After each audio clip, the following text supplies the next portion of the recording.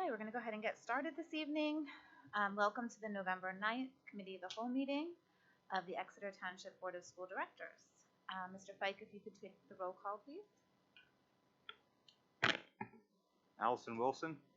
Here. Hunter Ahrens. Here. John Fiddler. Here. Dr. Ann Herring. Here. Dr. David Hemberger. Michael Chupina. Anthony Chowdhury. Here. Bree Miller. Present.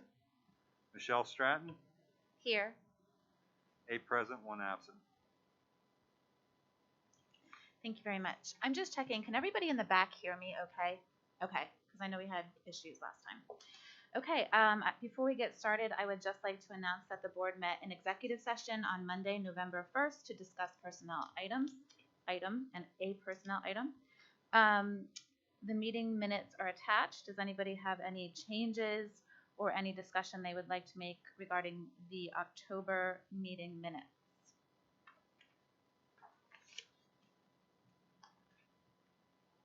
Okay, we will move on.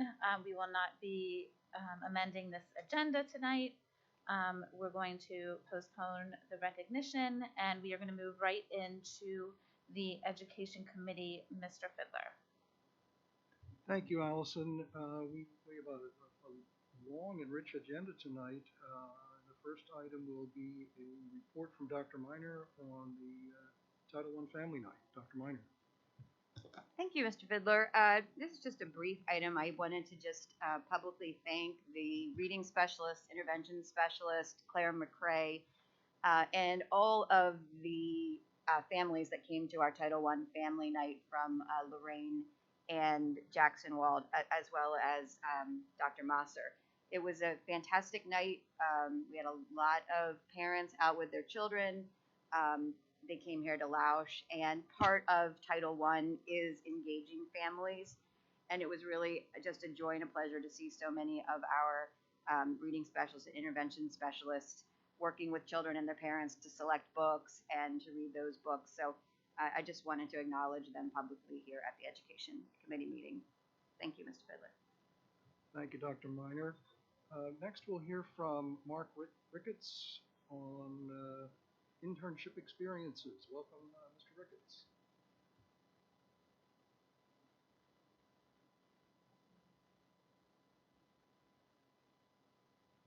I should know how to operate a microphone. Well, thank you very much. And I just want to first start by saying thank you so much to the board for making my position, my current position, a full-time position as internship facilitator. How many of you knew that we've had an internship program for the last 4 or 5 years? You knew that?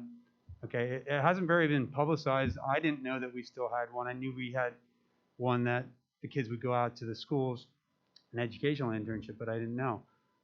And some of our students didn't know that.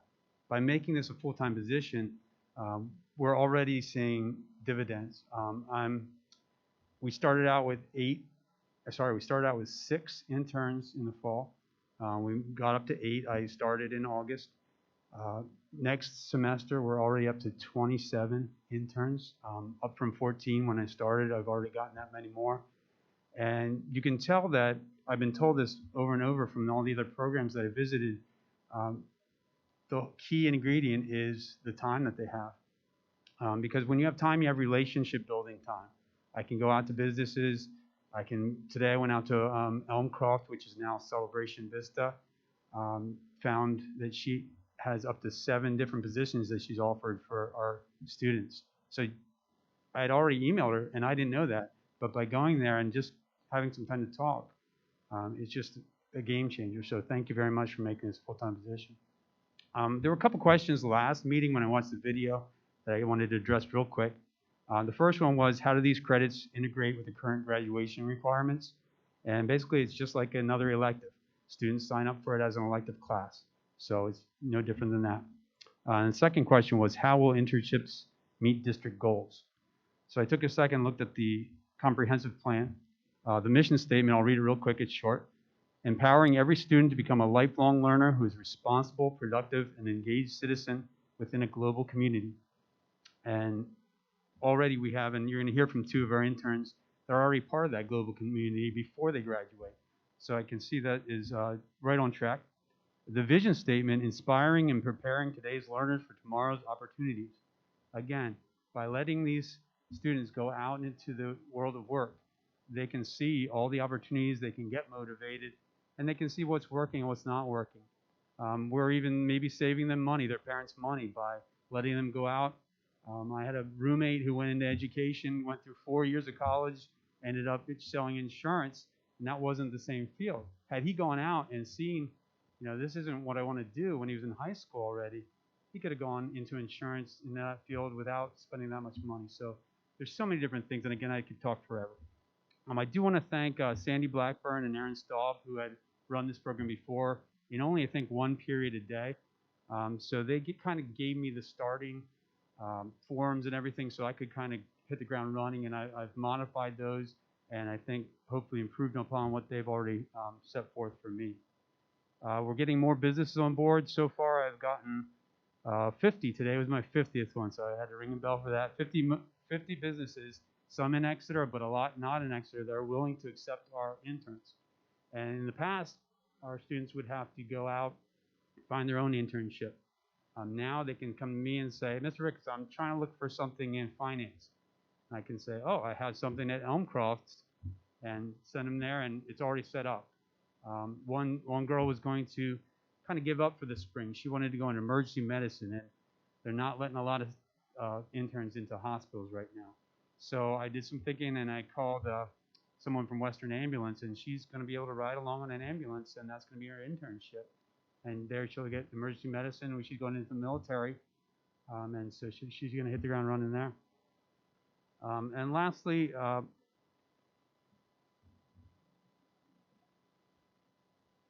let me make sure. Oh, lastly, one thing that I've done in my new role is help plan our trips to Berks businesses. You probably are aware that we went on a field trip to 9th graders.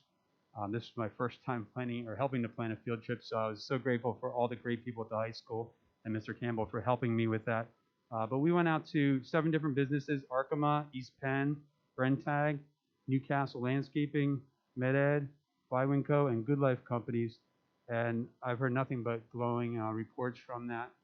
And just because of this, Arkema has never had any interns there, and I kind of cornered the woman that's in HR, and now we're going to talk about having interns there possibly. So again, it's the people part of it that you have enabled me to do. I'd like to introduce 2 of their great interns, and you're going to hear after you hear from them, you're going to tell that, man, they're doing a great job.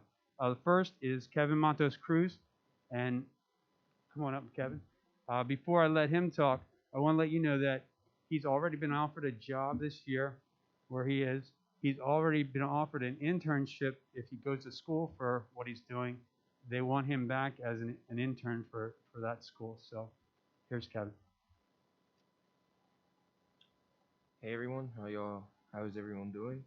So I started my internship at the Exeter Veterinary, right next to the Exeter Commons, and it's been very enjoyable because I've been looking into going into the veterinary medicine career, and this gave me an opportunity to see what I'm getting myself into, because I've been doing a bunch of research on what it takes to become a vet and everything, but this internship has taught me a lot more. It has given me more of an insight of the career. I've made a lot of friendships with the doctors there, the nurses, everyone there. Even the patients, clients, I've made friendships with all of them.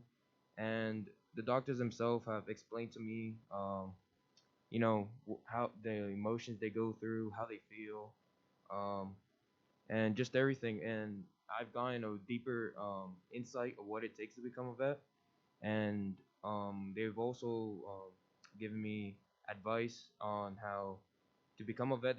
There isn't one step path. There's many ways to get there, and the amount of years in total, it really depends on what I want to do. But it's been a very fun and great experience. I've been able to see surgeries. I've been able to see them putting down animals and how sad those moments are, and how they interact with the patients whose animal is gonna be put down. But it's been very enjoyable. I enjoy every time. I go every single day.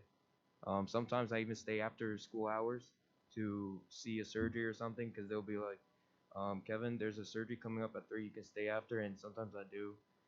But it's been a very great experience. I'm grateful for this opportunity, and it has helped me with planning ahead before leaving high school because they've been telling me what colleges they've gone to, and I've been looking at those colleges and seeing what the application requirements are. And I've been trying to meet those applications because what I want to do is before I leave high school have a set plan, and this internship has given me the opportunity. So thank you. Kevin, Mark, can I just ask a quick question? Is there a tie-in then with the guidance counselor to assist in, developing a specific sort of approach to either looking at scholarships or applications or that process? Is there that connection made as well? Right. So I work very closely with, even though I'm not stationed close to them. I got a lot of exercise, which is good in my new role.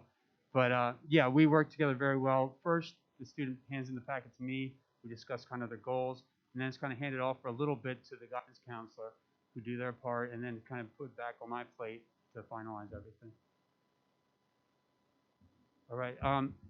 I'd like to introduce Mckenna Shafer, and Mckenna, I've known her since I think kindergarten when I taught her in phys ed at Lorraine. So it's kind of cool to see my student grow up to be such a great, and she was a great student when I had her, but just to see her character. And by the way, I hope it's worthwhile. I mean, you guys heard, Kevin, how valuable this is.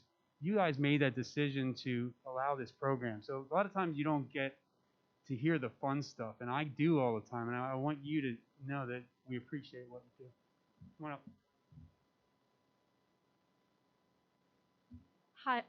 Hi everyone. I'm Mckenna. I'm a part of the internship program, and I am doing my internship at American Eagle, and I go all the way to Philadelphia Premium Outlets for that. And I chose this because I hope to go to college to major in fashion merchandising and then pursue a career in the fashion industry. Through my internship, I have learned many things, which include working closely with all the merchandising managers as well as the corporate for American Eagle. I was given access to all of the training that all the managers were able to, which includes hundreds of videos. The videos that they included had information on things such as visual merchandising, guest experience, trend forecasting, how to manage sales floors, floor set life cycles, and marketing placement and use. For many people, you would have no idea what I'm talking about, but that's the beauty of the internship program. I'm able to learn vocabulary, terms, and processes that I normally would not learn before I go to college. I also gain a lot of hands-on experience.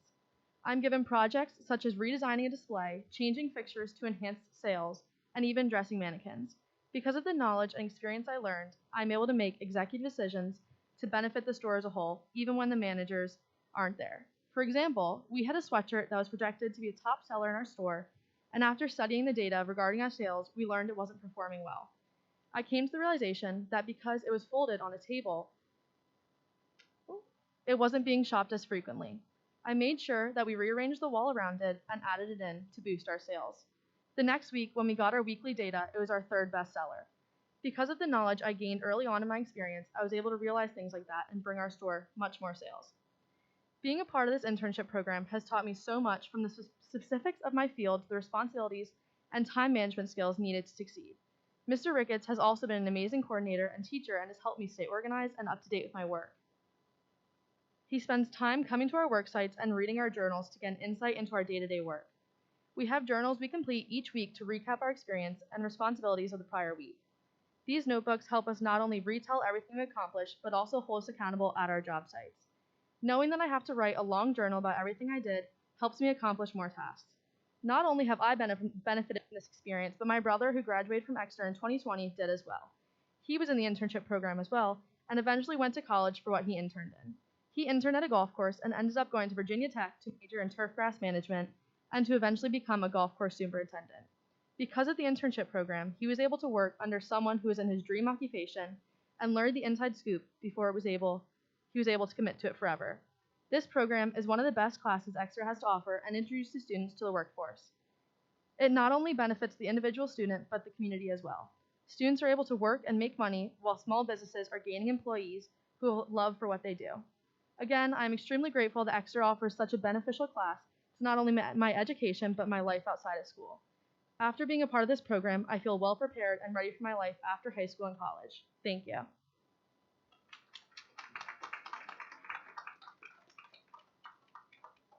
And I'm just going to say, I'm glad Mckenna doesn't want to go into internship facilitator because I think I would lose my job.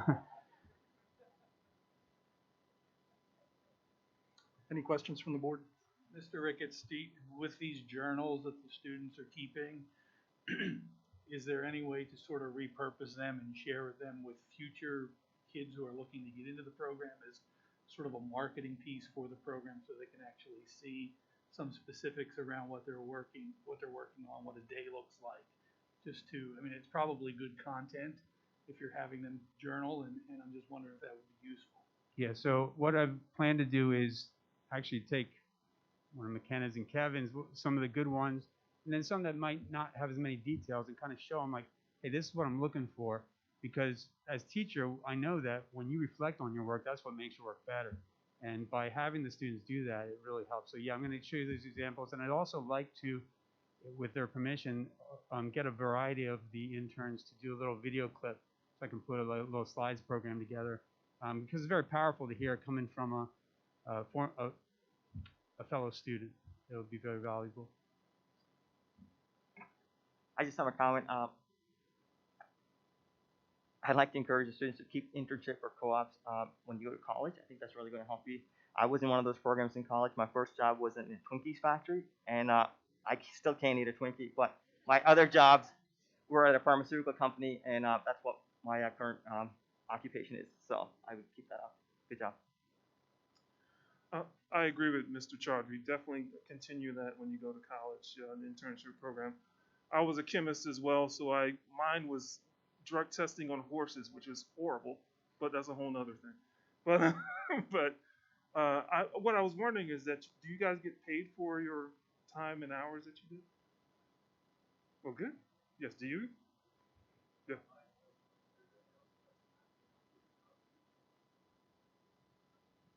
Yeah, so I'd say the majority, a slight majority is unpaid, and then the rest are paid, so a little bit more that are unpaid. So do they get credits, like a number of credits? Right, so it's credits just like an elective. So they would sign up as an elective and then you get a credit, or two if they take, 2 blocks. Okay, good. That's perfect. Thanks. Other questions from the board? Mark, I just wanted to say that how delighted I am with the program, what you're doing with it. 2 years ago as a candidate, one way to get familiar with the district, I started reading the Talon. And there was a story in the Talon about the internship program. And the one word I remember in that story was how rare the internships were. Now that was 2 years ago. Now we're 2 years hence, and you're doing amazing things. So maybe the Talon will come back and talk about how it's not rare anymore. So thank you very much. All right. Third item on the agenda is the 2021 Scholastic 144 exhibition. Dr. Miner, is there anyone here who can talk to that, or shall I just read what's in the agenda? Dr. Flam? Thank you. I can share a little Okay, bit great. about this, Thanks, Dr. Mr. Fiddler. Obviously, congratulations are in order for these 3 students, Olivia Bianconi, Bryn Patchell, and Brittany Trung, who had artwork juried at the Shippensburg Scholastic 144 exhibition, and their work will be presented online as well in the near future. So if you'd like to see it, it will be available to see. It's on display at the Kaufman Gallery at Shippensburg now.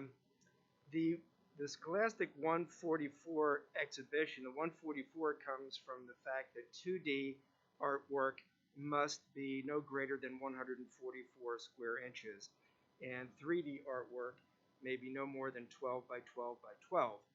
So hence the Scholastic 144. But I also want to congratulate Mrs. Pinkerton, who frequently has students competing and entering their artwork, and often they're very successful. So she runs a great program and advocates for her students, and so congratulations all the way around. Thank you. Great. Thank you very much, Dr. Flam. Next on the agenda is Jen Breton with the new district website and Parent Square. Jen?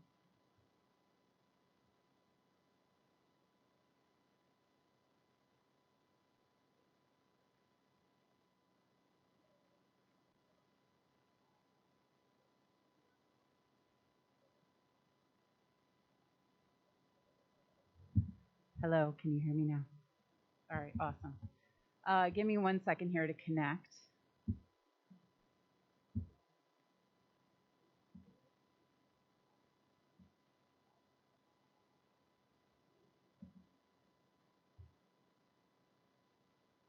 Hopefully you will see my screen up there in a moment. It's going. Okay, let me get rid of that. Okay.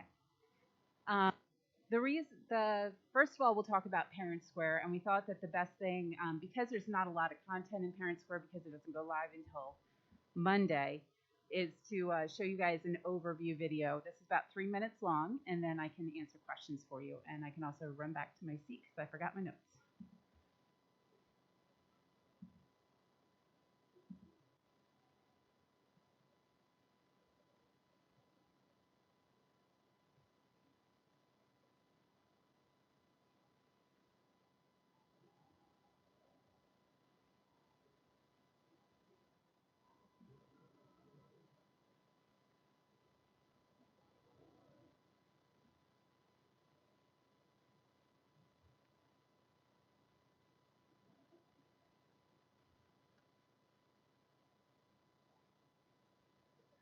Email or text asking you to activate your account. You can also request another activation.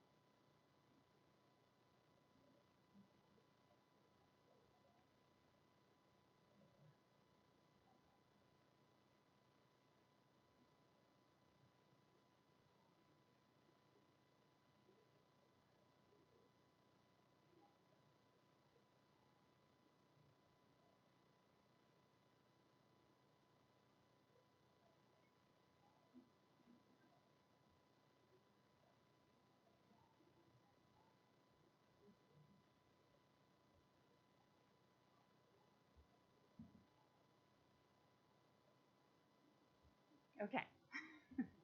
So that gives you guys a brief overview of Parent Square, but I think once we launch next week, you'll actually see the power of this app. This is going to revolutionize communication, I hope, within this district by making things easier, not only for teachers, administrators, but most of all our parents. For me, coming into this job, I think that most of you, I approach this job straight with 15 years of experience being a parent in the district. I've come in trying to fix the foundation of communication by employing these two new tools, both Parent Square and the new website. And then we're going to build and we're going to flourish upon with using these two tools. Like last year, teachers and administrators we're using Schoology to communicate with our students. Our parents, we're kind of left with, do I check an email? Do I check in Schoology? Do I check on the website? Where do I go? Parent Square from here on out, starting on Monday, will be a one-stop place, a one-stop shop for all of our parents in the district to get information from the school district. They'll be able to get information from their teachers, APT. They'll be able to get information from the district, principals, club leaders, sports leaders, coaches, that sort of thing, and the list is just going to keep growing. Parents will be able to receive alerts from the district, news from teachers, events. They'll be able to sign permission slips. They'll be able to sign up for conferences. They'll be able to have reminders go directly onto their phone, RSVPs, and more. Additional functionality and features can be added once we're up and running as we discuss needs with teachers and administrators, such as integration with and delivery of grades, IEPs, taking payments for yearbooks, etc. So this has got everything that a parent's going to need to know in one central app that people can choose to download or they don't need to download. We're still going to be able to get our messages out to them even if they don't download it, starting on Monday. Do you guys have some questions for me about Parent Square? I do have a quick question. I hope this isn't a place where it's like a Facebook posting. So yes, in a way. So for a teacher or for a school, it is almost like having a Facebook wall, so to speak. Parents will have the opportunity to comment on posts that parents, teachers, administrators put up. However, it's not going to turn into any sort of crazy situation where other parents are jumping in on it. It is just one-way communication to the author of the post. Gotcha. Thank you. What kind of training have we given the staff on use of this? Absolutely. So just to kind of give you an overall timeline of what has happened so far with Parent Square. We signed the contracts, we hooked up the data, and we had it living on our computers about mid-September. Mid to late September was training for our tech team and sort of setting up our training plan. Early to mid-October, we spent a lot of time adjusting data. Unfortunately, this was not just as simple as plug and play. There were a lot of things that needed to be tweaked, such as we have teachers in multiple buildings. They were connected with one building. They couldn't speak to students in other buildings. We had to pull in periods onto the labels of the classes so that teachers knew which algebra class they were talking to. We had to build bus routes because those have external students that are not in our Skyward system. We had to set permissions for teachers that, they don't fit into a bucket quite as easily. So that was early to mid-October, and I do want to publicly thank Sheldon Martin. He's been phenomenal to work with and very patient, and he's learned it very quickly. Mid to late October, we started training the front office staff, including principals. And in early November during the PD day, I went around and I did training with all the teachers and have continued to go on out as needed, ask questions. I've been posting things to our teachers this week with tips and that sort of thing, and trying to encourage communication from them if they have questions or help. All next week, I plan to pretty much be available, be a support person for both our parents and our staff as we start to work with this. At this point, I have already sent an email to parents with the phone email that this system will use, because I think there's a lot of confusion as to what uses what. And then this week will just be kind of a final training with those who need any additional help or training or anything else like that. On Monday the 15th, we're going to launch. It's going to be exciting. I'm going to send an invite out to all parents. I'm going to have this video ready to go. We're going to have posters. We're going to do lots of tips and that sort of stuff. And I hope that the entire Exeter community is very supportive and gets very excited about it as I am. Again, I just want to thank our amazing tech team who's really been so fantastic to work with this particular product. So one last question. Sure. did we buy like the gold package and now we're gonna have to buy the platinum package later on? No. We have started, there is really just the additional functionality of being able to integrate in with Skyward for grade delivery and IEPs and possibly add payments.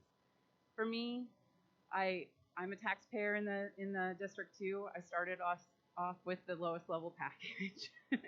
If we decide that we want to add that functionality, we will. But again, that's not going to be a significant increase in anything at this point. Mm-hmm. So as far as policy goes, have we established a policy or a process that this is the only tool we're going to use for communication? That is the directive as of now, yes. That this is what we're going to use. This basically replaces, this is how you communicate to parents. And again, as a parent, you don't need to download the app. You don't, you will still get communication via text. You will still get communication via email. So for those parents who don't want another app on their phone, they will still receive communication from us. The beauty of having the app is you've got one place to go in case you miss something. And it's also got additional functionalities such as the calendar, also having a variety of hub, like resources within the hub that we can build as we see the need. This is Brenton. In the video, there was a statement that you can join public groups. Yep. Can you comment on that? My fear is that I don't want this to turn into other social media platforms. It's not. Got it. First of all, our parents are the ones who have access to this. And when people create groups, for example, some of our high school clubs, they may want to create a group so that other parents can see what's happening within that club so that they can encourage their child to join that club. So as the club creator, you have the option to either list that group publicly, or you can keep it private, where you just invite the people to that particular group. The beauty of it though, like think about sports right now. When we've got a cancellation, like let's say, winter, let's just say in theory that winter had indoor and outdoor sports. Tom has to send out a communication pretty much to everybody saying, this is canceled, this is canceled, this is canceled. This time, if we integrate in our sports into Parent Square, he can direct that communication directly to the parents who would have outdoor sports only. So what does success look like with this in your eye in terms of communication? What will give you that sense that we've sort of gotten this thing that, is fixing our problems?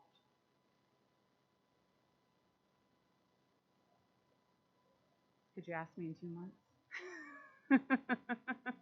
I mean, that's fair. I think, I could answer it myself, but it wouldn't be right. But I think the point is the consolidation of this information into one source. I would imagine that with 4,000 kids in the district, we'd like to see a couple thousand downloads of the app or something like that. The beauty of this system is that right now it's very difficult to look at any sort of analytics on who's engaging with your content.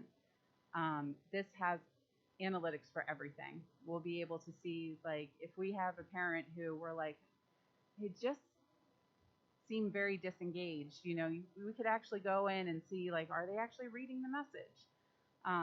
One of the things that I think is really important with this app is that, as we tend to get older, we tend to not think about the generation before us. And most of our young parents are digital natives. This is how they're used to communicating. They're not used to coming home from work after a long day with a bajillion emails and then having to search up 15 other emails from 3 different schools. You get 5 emails from one school a day. 3 kids, you've got 15 emails buried in your inbox. Who wants to do that 6 p.m. at night?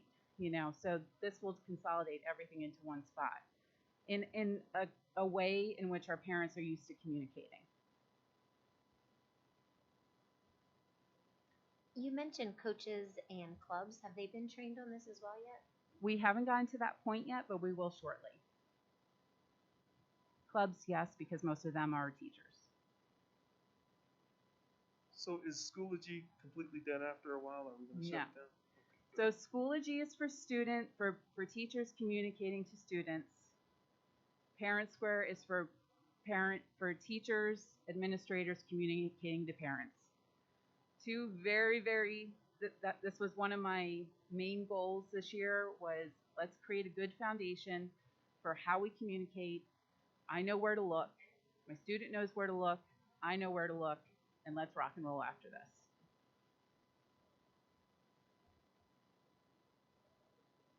Other questions from the board? Great, thank you very much, Jen. Awesome. I'd like to thank you for putting the work into this, and if you could come back and keep us posted once you get some of those metrics, it would be rather fascinating to see how we're engaging. Well, I've got a good baseline to start because when I sent out that email to all the parents, 37% were unreachable. So that's pretty bad. But I do think that a lot of it is because of confusion of how you sign up and how you get information in the district. And I've tried to make it very clear. And this is going to push out initially this will push out to all of the contactable ways that we have for that particular person as opposed to a family. So you'd be considered one person, your wife would be considered another person, step parent would be considered another person on both sides. We have the ability to reach up to 4 different people through text and email, as well as the app. It's much more robust. So when you say unreachable, do you mean they had a bad email address or a bad phone number in there? Okay. Yep. So is there going to be some way to say, hey, folks, Yep, I'm going to be working on that. Okay.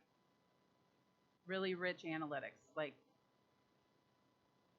would make you, if you're a data person, you'd love it. I love data, so. All right, so I'm going to move on to the new website.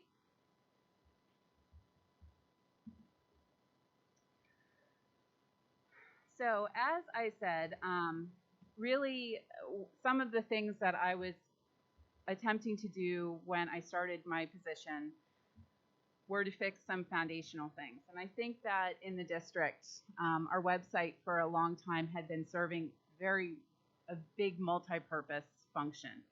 It was communicating with students, it was communicating with staff, it was communicating with our community, and it was communicating with parents. This time I've tried to make, all right, we've got Schoology like drilled down, like our teachers are fabulous with Schoology. They know how to communicate with students that way. That's how they're going to continue to do that. Parent Square will be a new tool, and this will be a new tool for both our parents and our community. So just to kind of take you through a tour of the splash page, we've got some photos on the front. And now we've got a very news-centric type of interface. If you've been paying attention to the social media I've been putting out, you may have noticed that I haven't really been using Twitter a lot because I don't have any place to link it back, and most of my stories are more than, I don't know how many characters you're allowed on Twitter, but way fewer than what I have ability to do. So this will allow me to basically blog, so to speak, and get news out to our community, and also send out through Twitter with a short link so that people can come back here to actually see the news. So this is going to be updated very regularly, daily, and everything will be compiled on the district site, and then it shoots out to the respective school site as well. After that, there are quick links. I pulled data from our current site to see where our parents were going and where our community.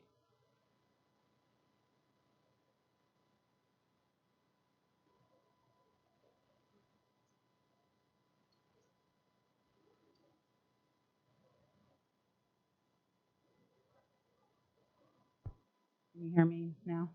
Okay. There's also a calendar. I think that this is on.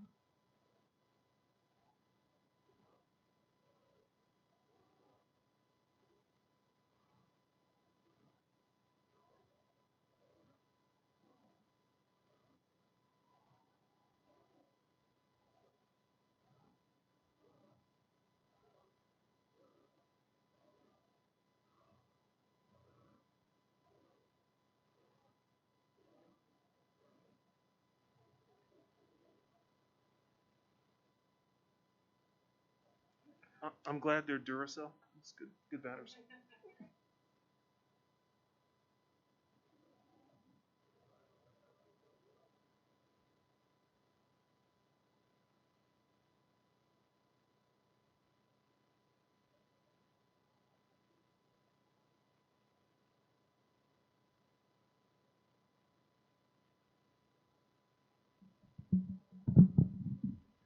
Thank you, Joe. All right, can you guys hear me okay? All right, awesome. All right, I also want to pull your attention to this up here. This is how we're going to navigate to the different schools. Menu here that you're going to see across the top is actually very consistent with the remaining menus. However, the menus that are on the individual school sites are actually going to be all consistent throughout the entire district, because I do think that that's something that we're lacking right now. So hopefully somebody's journey as a K through 4 student, they will know exactly where they need to go to find certain information as they progress up through the different schools in the district. So just some things that I wanted to pull your attention to on the district site. I've tried to make this a little bit more community focused. So we do have a very robust community tab here. One of the things that I've added in also is an Exeter Grapevine tab. This will allow people within the community to ask us questions, and we can post a reply right on the site. This can be anonymous if they so choose. We also have our COVID-19 dashboard, of course. You'll also see over here, I inserted a community bulletin board. This is for our library. I already have something here, actually. So right now, this would enable any organization that has a similar mission to us, and the event or the registration is mostly geared towards Exeter students. So in other words, we're not going to necessarily put up something here that would be for 25-year-old students. This is going to be, aimed towards our kids. But like sports registrations for youth sports, where they're not necessarily connected with the school district, but it would allow us to have a place to actually keep all of these things. A lot of districts use Peach Jar, which I'm sure that some of you may have heard of, to distribute flyers from third-party organizations. I decided rather than bring on another expense, we could just do it right through here. Let me see if there's anything else I really wanted to, and another thing I wanted to show you too is that I've moved most of our, oops, that's going to take you out to there, so hang on a second, sorry. I've moved anything that has external, additional links. I've put them all at the top so that people know that they have other options to look at on the particular page before they actually delve into the information. Statistics show, this is gonna blow your mind. You would think that you have 2 minutes, maybe 4 minutes to actually get somebody's attention when they get on a web page. It's 15 seconds. 15 seconds to get the information. So you'll see that throughout the entire site, I've tried to make things short, quick, easy. Click here if you need more information. On the individual school sites, I am very excited to show you guys this. This right here was custom built. We are probably the only school district in the entire country that has this. I asked for this to be developed with the company that I worked with because, especially for us, we have a very confusing cycle. So this is something I can pre-program prior to the school year. I can put in all of the holidays, and it will skip over those days. It'll actually say today's a holiday, we're closed. In the summer, it turns off, and parents will no longer, here, I'm going to go to Riften real quick. So you can see that's a 4-day cycle. So parents are going to be able to figure out which day of the week it is much quicker and easier now. As you can see on the senior high page, very similar to what you just saw. This news is specific to the high school.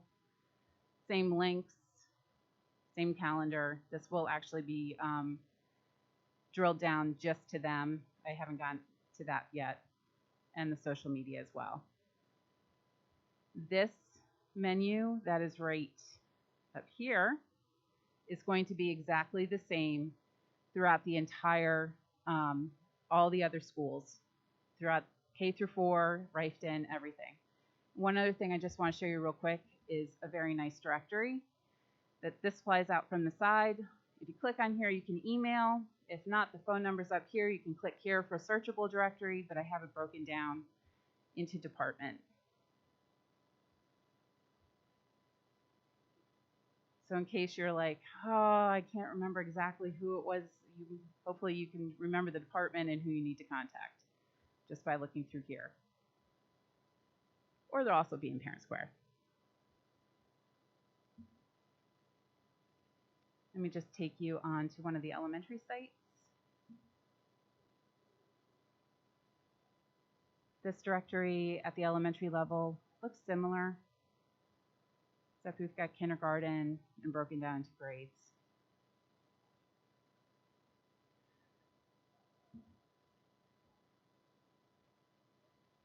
And I'm going to go back to the high school real quick. I've also tried to take some information that I felt was kind of buried in booklets and that sort of thing. So for example, the Soaring Eagle is a very long document, and if you're a parent, you might not feel like you can sit down and read all 50 pages of it. So I've tried to break this down into department. We'll start off with the faculty so that you can see a picture of them. These people I don't have pictures of, obviously, with contact information through their email right here, and then all the course descriptions down below so that parents can actually see what courses are available to their students.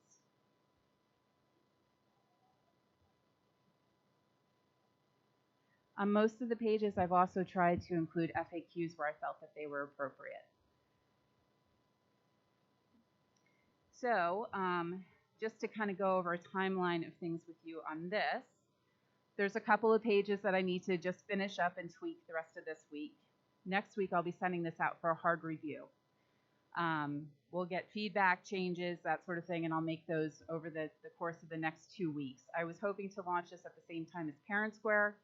I did feel like it would be much better to actually launch them separately just because I'm going to have Parent Square information on our website, and in case something doesn't work right, I want there to be a little bit of a gap. The other thing is too, is that when you do change so we're going to actually change and don't freak out about this, but we are going to change our web address from the www.exeter.k12.pa.us is going to now change to exetersd.org. However, the K-12 will still work. Okay, so you can type in either, all of the links and stuff will still work. So when you do that, you get, it's called a DNS change, and your site could be down for a maximum of about 12-ish hours. So we're planning to change this, I believe the Friday after Thanksgiving, because I don't think that there will be too many people that are looking for the website at that particular day. It'll also give me Monday after we get back from vacation to just make sure everything's working perfectly and make sure that it's all good. And that's about it. So if anybody has any questions, please feel free. Amazing. I love it. This website is beautiful. Thank you. We're so lucky to have you. Thank You did you, a Anna. wonderful job.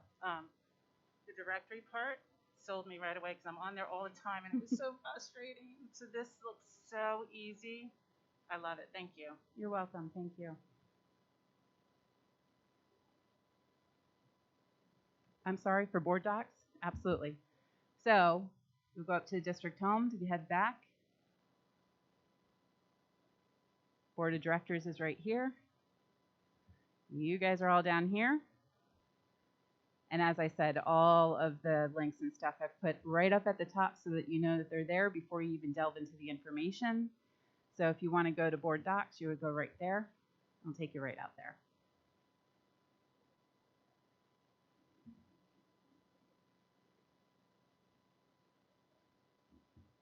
Other questions?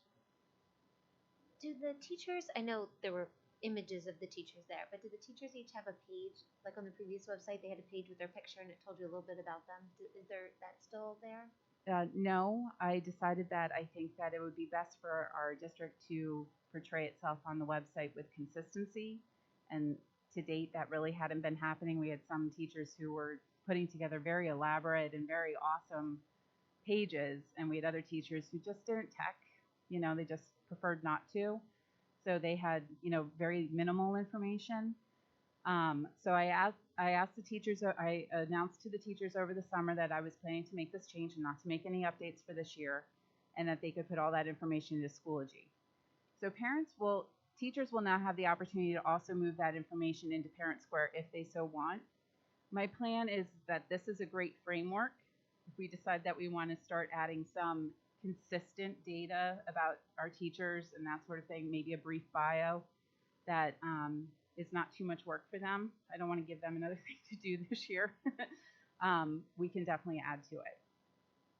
I only ask, I don't want to make more work for anybody either. I know, like, at the beginning of, in August when we're told who our kid's teacher is, at least for elementary level or Brighton as well, I always went online and would show my kids, you know, this is what your teacher looks like. So, like, we couldn't go to meet the teacher this year. So when he showed up the first day, he had no idea. He had a brand new teacher. I was, you know, it was nice. Well, this year it didn't work because they didn't update it, but it was always nice that they could go on and see who their teacher was. So I liked at least a picture, even if there was no other information. I agree, and I intend, if I can't get all of their pictures and stuff, I will get out and make sure that by the end of the school year, if not sooner, we would have pictures of all of our teachers. I do also, I know that as a parent, I know that a lot of kids, particularly at your kids' grade level in Rifton, that they are mostly interested in who's on what team. So as you can see, I've also broken them down into teams so that when parents are asking who's on team A, they're right here and they're done. And speaking of pictures, by the way, you take beautiful pictures. Thank you. I don't know that all of those were yours, but I liked your homecoming pictures. I saw that you did. You do a very nice job. Thank you.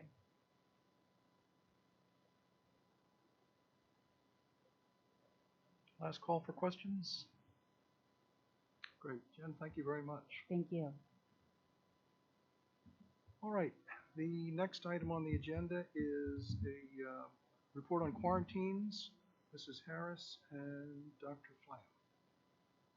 Before we get started, can I just remind everyone in the room that we need to wear masks inside the school building? Thank you.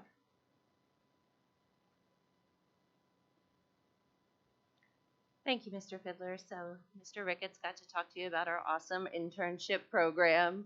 Mrs. Breton got to talk to you about our awesome website. And now I get to talk to you about quarantining. So here we go. Mr. Way, if you could put us to the beginning slide.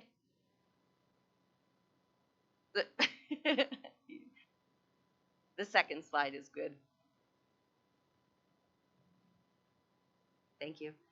So before I start any conversation about quarantine and what our current practices are and what's happening in the county, I just do want to clarify some language to make sure that everybody's on the same page. We're all talking about the same things in this conversation.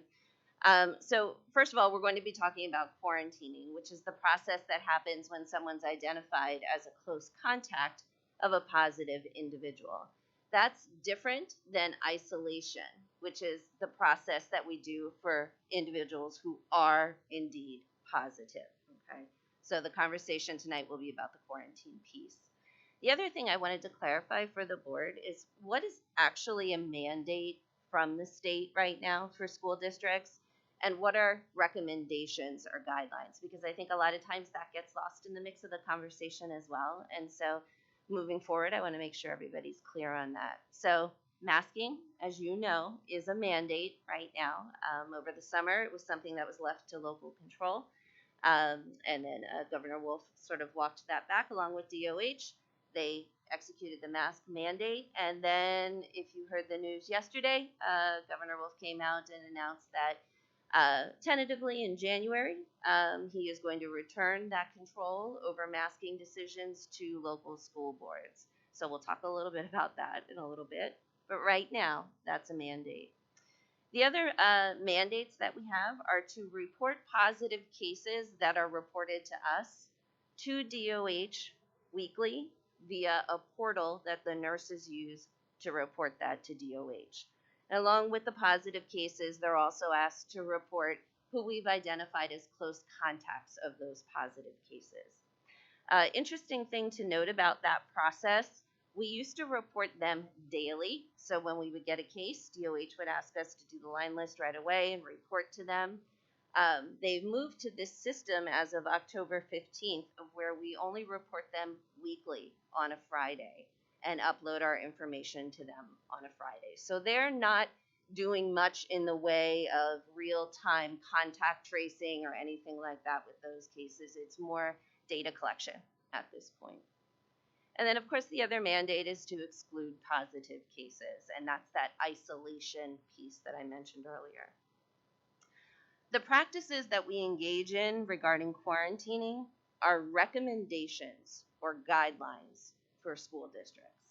So in theory, that means that you have a choice about whether or not you're following those guidelines or recommendations. At the beginning of the pandemic, of course, all districts followed those quarantining recommendations and guidelines. And I'll give you a summary of what's happening right now in the county with regard to what folks are doing. But generally speaking, what has been happening in the county up until now is that folks have been following the recommended quarantining guidelines. Next slide. So when I talk about those guidelines, what are they? Well, they've asked us in those guidelines to identify positive cases, and of course, you know they're reported to us through a variety of different ways. To identify the close contacts of that case, and exclude the close contacts from school, and notify the families of the close contact and possible exposure. Next slide. So who actually needs to quarantine out of those close contacts? Any individual who's not fully vaccinated against COVID and, of course, has been identified as a close contact. Next slide. A close contact, just as a refresher for you, is someone who's been in contact with a positive individual closer than 6 feet for 15 minutes or longer, within 2 days of symptom onset, or of course, if the person didn't have symptoms, 2 days of when they had their test.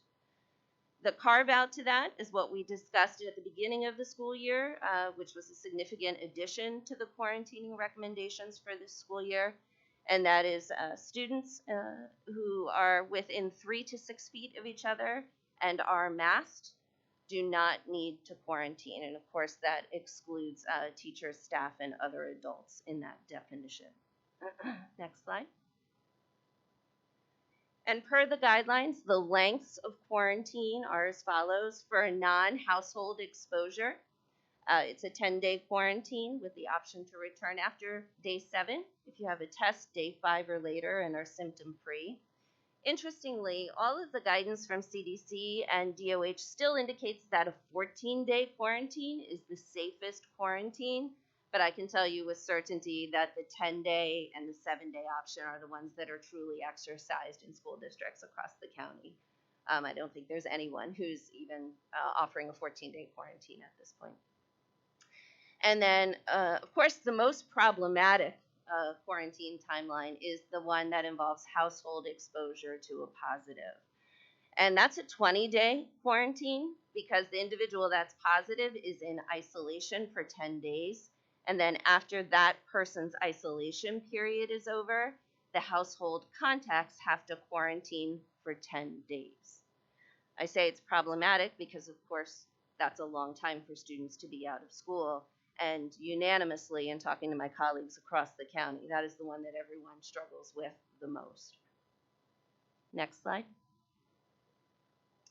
So speaking of my colleagues in the county, I will just take a moment to say that my colleagues in discussion are interested in our conversation tonight because you're having this conversation in a very transparent way with the community.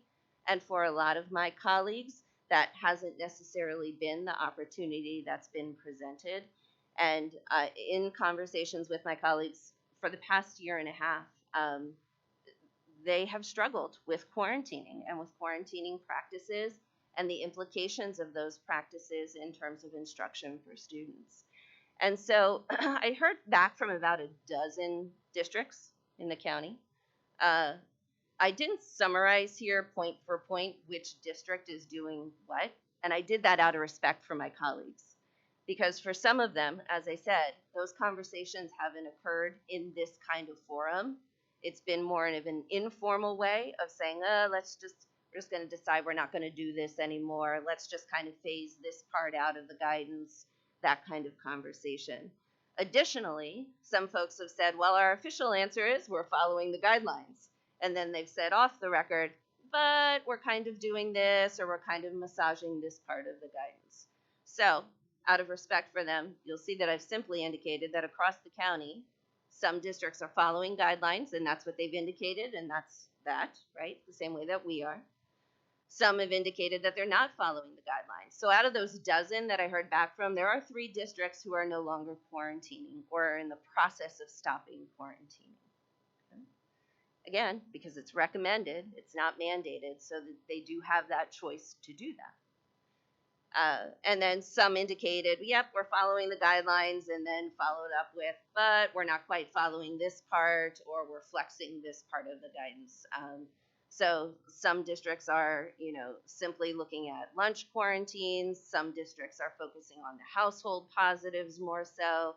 It's kind of all over the map. And I think it ended up being all over the map just over the last few weeks.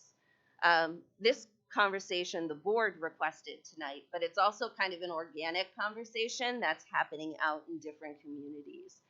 That's in tandem with, Mr. White, if you go to the next slide, that's in tandem with the availability of vaccinations now for students ages 5 through 11. So you'll see that Mrs. Breton and I pushed out communication on Friday and on Monday to families to let them know of the availability of vaccinations for children ages 5 to 11. And Dr. Miner is working with Walmart again to get a clinic set up to be able to offer those vaccinations for families who are interested. So with that in play, that is really bringing to light this conversation about quarantining practices. Next slide. So moving forward as a board, you have, the option to ask us to continue to follow the DOH guidelines as we have been, knowing as well that there's the opportunity for families to get their children vaccinated. And if you get vaccinated, you don't have to quarantine, as the guidance is currently written. Or the board could decide that you don't want to continue quarantining practices, and you could create a voting item to address that issue related to our health and safety plan, because our health and safety plan right now is written as such that it says that we'll follow the guidelines, right? So you might want to rewrite that to say that we'll follow the mandates if you're interested in doing a voting item on that. You may wish also to parlay this to the new board coming in, as a discussion for December instead. But that's, it's really, I think, a discussion that's timely and that I think other districts are eager to have. And I think that it's a good thing for you to have this discussion in this way, in this forum. I will take advantage of the fact that I have the mic for a few minutes and just share some additional information about quarantining with you that might help guide your thinking on this. In looking at our data, over 90% of the students that we put into quarantine remain negative. So that means that out of all of those students that were quarantining, very, very, very, very, very few actually turned positive as a result of being a close contact in school. I think that's pretty significant. Additionally, you might not immediately make the connection, but we are seeing a spike in mental health referrals, not just here in Exeter. That is across the nation, but certainly in talking to my colleagues in the county, all over the county as well. There are staffing shortages in mental health treatment centers, so we're having to put our students who need help in partial programs. in order to be able to get that help. We have an increase in student drug use that we've been addressing since the start of the school year. Students are self-medicating. And I don't know if you've been following the news, with regard to education news across the nation, but there's been an increase in school violence across the nation. I was reading an article in Education Week last week, about that. And so all of that tells me how important it is for our students to be here with us all the time in person. And again, I'm not necessarily making any recommendation to the board tonight. We haven't discussed anything with the pandemic task force. This was simply just to kind of give you an update on where we're at in relation to other districts in the county. But I did want to give you those sort of thinking points to think about as you move forward with this conversation. Don, I just have one follow-up question right now. Out of the 10% that do not show symptoms at any time while they're in quarantine, do all 10% of them test positive at some point, or do we just not hear back or find out additional information? No, those families are taking them for a test, and then they're reporting back to us that their child is positive. In some cases, they have symptoms as well, and so that kind of coincides. In other cases, some of them are asymptomatic, and they just know because they got the test. It's kind of a mix. Dawn, are we tracking the kids that are getting vaccinated? We are not. We have not requested that families turn in vaccinations to us. What we do is if you are identified as a close contact and our nurse has to call you to say you've been identified as a close contact, part of that conversation is your child vaccinated? And if your child is vaccinated, please show us proof so that you don't have to quarantine. I have a couple of questions. And some of this comes out of a discussion that Allison and I had with some people who spoke at the last school board meeting. I think Dr. McCormick is here somewhere. So one of the questions, because I asked for this item to be put on the agenda because I wanted to talk a little bit about how the work associated with quarantine is being handled, because there seems to be a sort of fluctuation in how the work is sent home. Some students are challenged, others aren't, and I think this is a big concern about whether or not we're meeting some of our educational sort of objectives if we're putting people into quarantine for 7, 14, 20 days. So I don't know, Dr. Flam, if that's your issue. I was going to say, there's a second part to this presentation. I just paused to answer any technical questions about quarantine, but Dr. Flam is going to address what we do for instruction during quarantine. Do you know, with the other schools, I don't know if you can answer this, that are not requiring the quarantine anymore, are they having parents sign waivers? No. Or, okay. No. Because it's recommended and not mandated, there's really no process for that. The one thing that I would consider, if that becomes a conversation with the board, is that I do think it's important for families to still know if their child's been a close contact.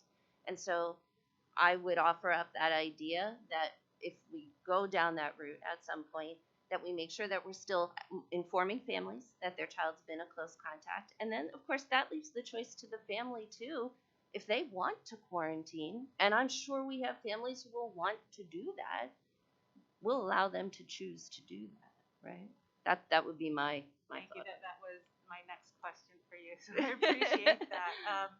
And I lost track of what my next question was going to be. It's okay. But it'll come back to me. Okay. Mrs. Harris, you mentioned lunch quarantine. Are you able to collect data as to where the positive case occurred, whether it was in the classroom or at lunch? Yeah. Generally speaking, we are able to identify, if the student was exposed based on where they were sitting at lunch or based on where they were sitting in the classroom. In some cases, it's fuzzy, and also in some cases, it appears to be the result of a close contact in school because we've identified them as a close contact. But it could also be because they were at a birthday party together this weekend and they're friends outside of school.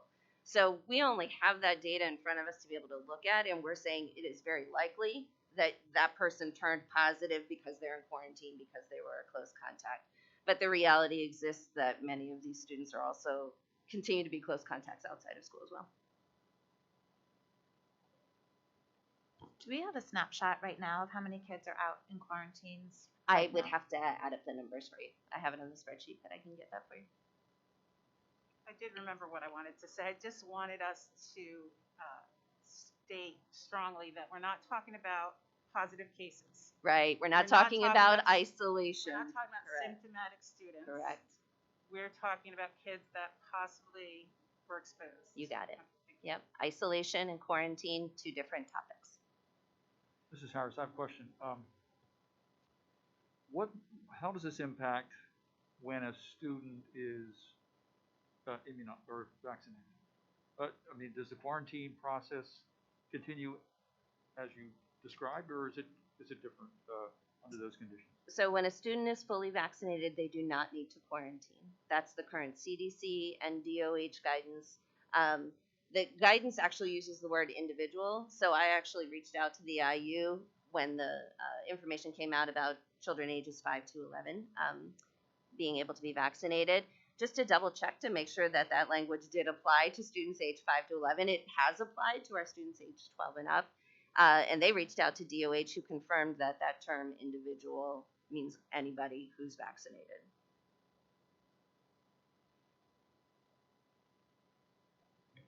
Dawn, did any of your colleagues from those 3 districts that are not quarantining share any anecdotal concerns or any data concerns that they had after doing that?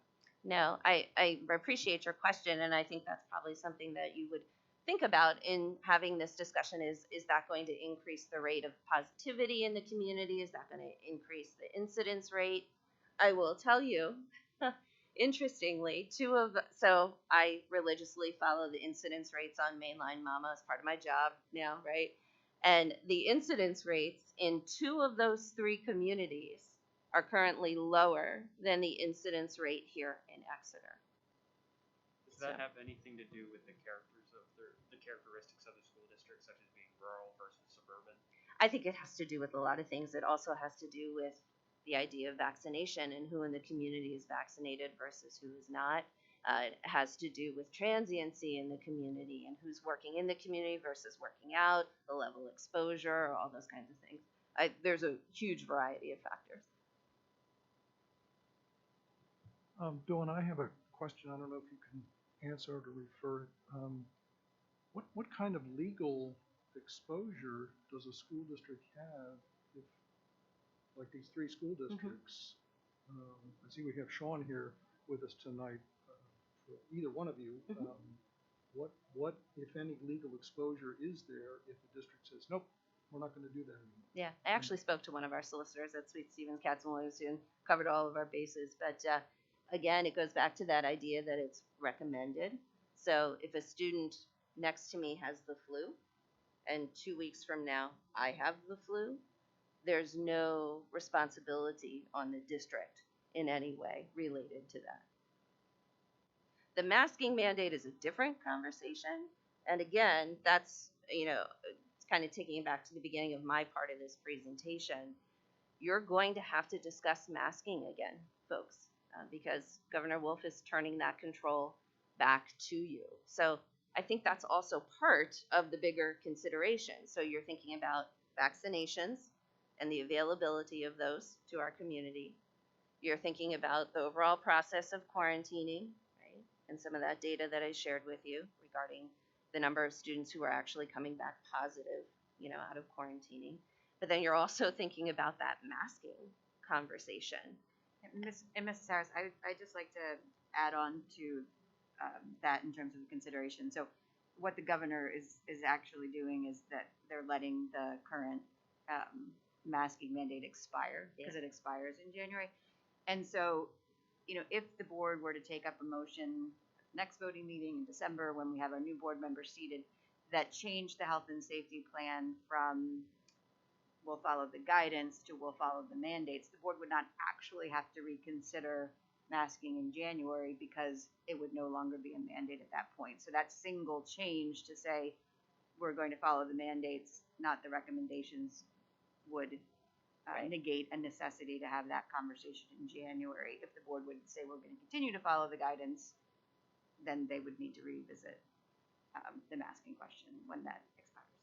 Okay. Can you clarify for me, is this a motion that can be made today, or is this a motion that would have to be made at the next voting meeting? Yes, this is not a voting meeting today, and so it's not an item that can be on the agenda. So part of what happens at a meeting like this is the board can certainly talk about whether or not they'd like to move it to the voting meeting. Typically, Mrs. Wilson at the end, affirms that the following items will be moved on to the voting meeting. And I do think that it is a reasonable point of discussion for the board to either say, yes, we want to tackle this at the next voting meeting next Tuesday because we want to change this in short order, or we recognize that there was just an election, there's 4 new board members coming on, we would like those 4 board members, because they'll ultimately own whatever happens with this, to have a say in that. Then theoretically the board could have a special voting meeting on that December evening, where we usually would have the committee of the whole to expedite it or wait, or the board could choose not to move this forward, at all, and just leave the plan as it is. And I thank you, and I understand we have a lot more to hear and move forward with this, but personally, where I'm at now, I don't want our kids to have to wait another month or so. So I personally would like to see this moved on to the next meeting, but I know we do have another presentation. I agree with Ann. The one thing that I would just list as a caveat is, if there's only 5 members of the board who would support suspending quarantining indefinitely, I prefer to wait until the new board is seated, because I think don't want to take votes like that right before they could potentially change that decision. But if there's a strong majority for quarantining to be suspended, then I would certainly support that at this point. The other caveat that I would add is I don't want our decision to change the language in a way that takes the decision out of the hands of the new board on masking. I think that's really going to be something that the new board has to look at closer to the time when that order changes. I'd just like to offer a point of clarification, Mr. Ahrens. So if the board would amend the health and safety plan to say that we will follow the mandates, not the guidance, then the board would not have to take up masking. It would expire on its own. However, if the board wished to, we are still permitted, and the governor's made that clear, when the mandate expires, to enforce it independently. So the board could have another motion to reinstate masking in the health and safety plan for a particular period of time or some other data point. So it wouldn't take a future board's ability to maintain masking after the expiration away from them. It would simply not force them to decide it if they didn't choose to bring it up separately. I see what you're saying, and I understand that it's basically the same thing, but in my mind of how I would wave a magic wand and do all this, I think it would be more appropriate for the board to have to be forced to take that decision, the next board to be forced to take that decision, rather than for us to kind of make it for them, honestly. I just wanted to offer the clarification. Ms. Harris, when you talk about other districts and the fact that they have modified the guidelines for quarantine, can I assume, am I correct in assuming that in most cases the modification has to do with the number of days? No. No, it's not. No, actually it's not. That's one of the things that's actually pretty consistent across the county. Those informal conversations around what they may have modified may be, well, kids are all masked, so we're really looking at the 3 to 6 feet. We're not so worried about the 1 to 3 feet, which is the part of the guidelines. That's where it's actually recommended to quarantine. So it's more of what they're emphasizing, what they're able to focus on. In some instances, it's, having the staff to manage quarantining and things like that. So again, those are the more informal parts of those conversations. So are you saying that there are some districts that don't have a quarantine mandate at all in their district? In other words, if a student is exposed, that Yes, doesn't that's have what any I'm impact saying. upon their attendance? That's what I'm saying. There are a couple of districts in the county that they are not practicing this process of telling a family that their child needs to stay home for 10 days or 7, or the 7 with the test after day 5. They are simply letting them know your child was a close contact. Feel free to self-quarantine if you'd like to do that process. If you feel that that's safe for your family, we'll report it to DOH, and that's it. And what's, I don't know if you can say with any degree of consensus among your administrative team or staff, but what's sort of the general feeling among the Exeter folks who are really the beneficiaries of this guideline? Yeah. So when we talk about families, I think as a group, we've all heard from families on both sides of this issue, right? So I get an equal amount of emails concerned that, we're not doing enough measures to keep students safe. And then I get lots of emails saying that these quarantining practices are not needed and they're not beneficial for students. I haven't gotten a chance to talk to all of my nurses yet, but I've talked to several of them.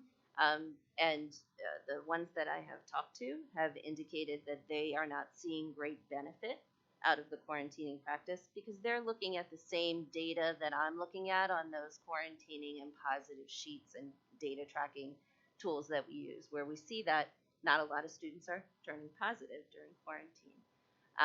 So, for their end of things, they're working through this process and there's not a lot of return in terms of, oh, look, all of these students turned positive as a result of this quarantine. It's a really, beneficial practice. In talking with some of our administrators, again, I haven't had an opportunity to talk to the whole admin team, but I've talked to several of them. We also haven't talked to the pandemic task force because I don't think we're necessarily making recommendations tonight. We're really just kind of giving you a state of affairs tonight. But the members of the admin team that I've spoken to feel the same way. We all, I think, have a fervent desire for students to be here Mrs. all Harris, the time. can I just add, a thought to Dr. Hemberger? When we were first dealing with the pandemic and, people were kind of in lockdown, that sort of thing, you could hope maybe that if you quarantine a student, they weren't going and playing sports and going to, and I think that time has passed, realistically. So, we're not letting a child come to school. We don't have any authority. And I think in a lot of cases, there are parents who they don't send their kid to school, but they still send them to youth sports and they still send them to birthday parties and they still send them to Sunday school. And so, I think part of the calculus has to be, is there any reasonable expectation that when we exclude them from school, they're then also not engaging in every other contact with our same students, right? Because they're the same students who are in youth sports and at Sunday school and all those other things. So I think that is one of the things that's tough. And I think parents fairly say, okay, fine, so you don't let my kid come to school now, but like, I know Johnny isn't coming to school because he's quarantined, but I just saw him at 5 events in the community with my kids. So I just think it's hard to collect real data on that, but anecdotally, I think everybody's like out and about and living their lives now. So to think that every kid that we quarantine isn't exposing other kids informally is probably unrealistic. Yeah. Which is why I said in the beginning of the presentation, this is kind of an organic conversation. I mean, Mr. Jupina, you did request a report, but in the same time, it's also an organic conversation happening as a result of changes that are happening, within the community at large and in general with the pandemic. And I'm assuming too, Dawn, that the Department of Health is not maintaining any data on quarantining, non-quarantining school districts and judging the efficacy of that process, based upon the actual, No, and as I mentioned, I mean, I've shared this with you previously in conversations about all of these processes and working with the DOH. I think the DOH has been very collaborative in the sense that they've helped to put together a set of guidelines for school districts and help to reinforce those guidelines. But they haven't been actively involved in helping us contact trace or calling families to help us with those quarantining procedures. That really is falling solely on our nursing staff. And then, of course, with support from the principals in that process as well, particularly around the conversation of instruction during quarantine, which Dr. Flynn will talk about. So the data that we report to DOH right now, again, back to the beginning, is that we're reporting weekly positive cases that are reported to us. And then we're reporting to them via a line list who the close contacts that we've identified in school are of that positive case. Dr. Ryan, I want to circle back to the mask mandate. If the mask mandate passes and the board's okay with it, will the parents still have option to send their kids in with mask, or district will say no mask in the buildings? No, again, unless the board would for some reason want us to say that, we would not say that. So for instance, in the summer, there was a period of time where the mask mandate wasn't in place, and we had families who sent their kids with masks. And actually, one of the things that I think we were really pleased to find is that there were young kids. It was our elementary summer camp, that we didn't see teasing, we didn't see bullying, either that you're not wearing a mask or you are wearing a mask. Our children were extremely well behaved and respectful of whatever the choices families made regarding that would be. So in the event that the mask mandate would expire and then the board would choose not to enforce it independently, families would be absolutely welcome to continue to send their child into school with a mask.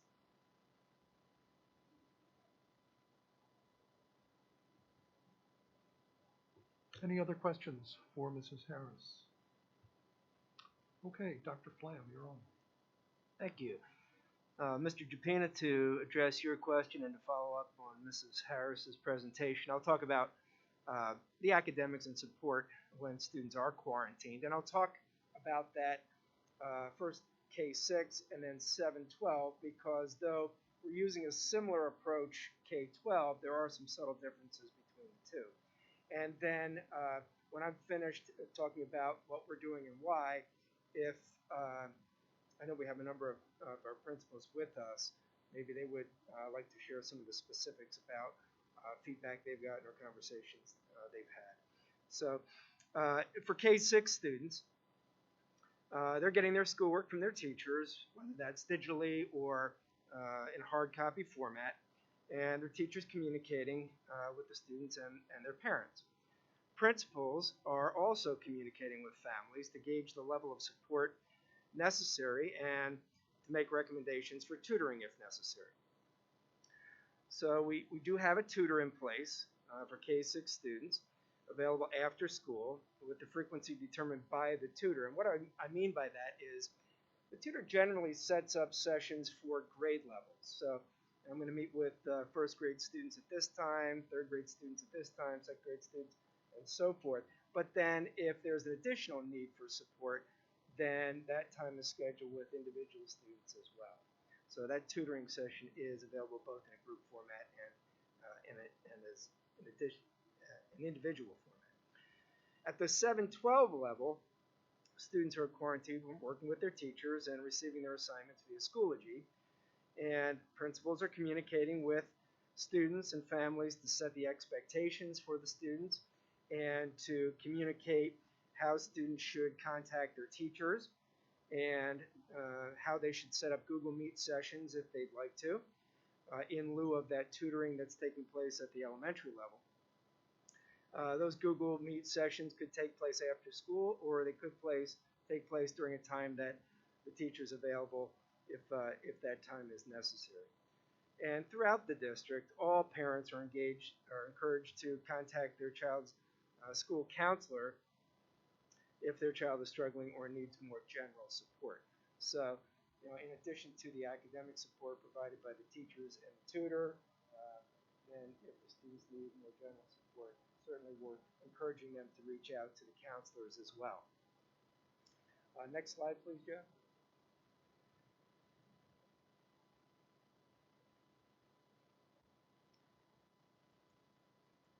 So, rationale for why we're using this approach is that, unlike last year, teachers are much more mobile. They have established classroom routines, and they're not confined to their desk as they were last year, like in front of their computers, as they were for the majority of the year last year. They're moving around the classroom. They're in guided reading groups. They're working with individual students. They're all about the classroom. And so they've established these routines. There are more students in the classrooms compared with last year. And obviously the quarantine guidelines have changed from last year as well. We're shooting for 6 feet last year and 3 feet this year. So that's a difference as well. So, and as we are moving forward with this, we're getting much better at addressing student needs. Our tutor is now in place, functioning as we like her to. And so I think we're getting better as time passes with how we're supporting our students. So for those reasons, we feel that this is the best option for Exeter at this time.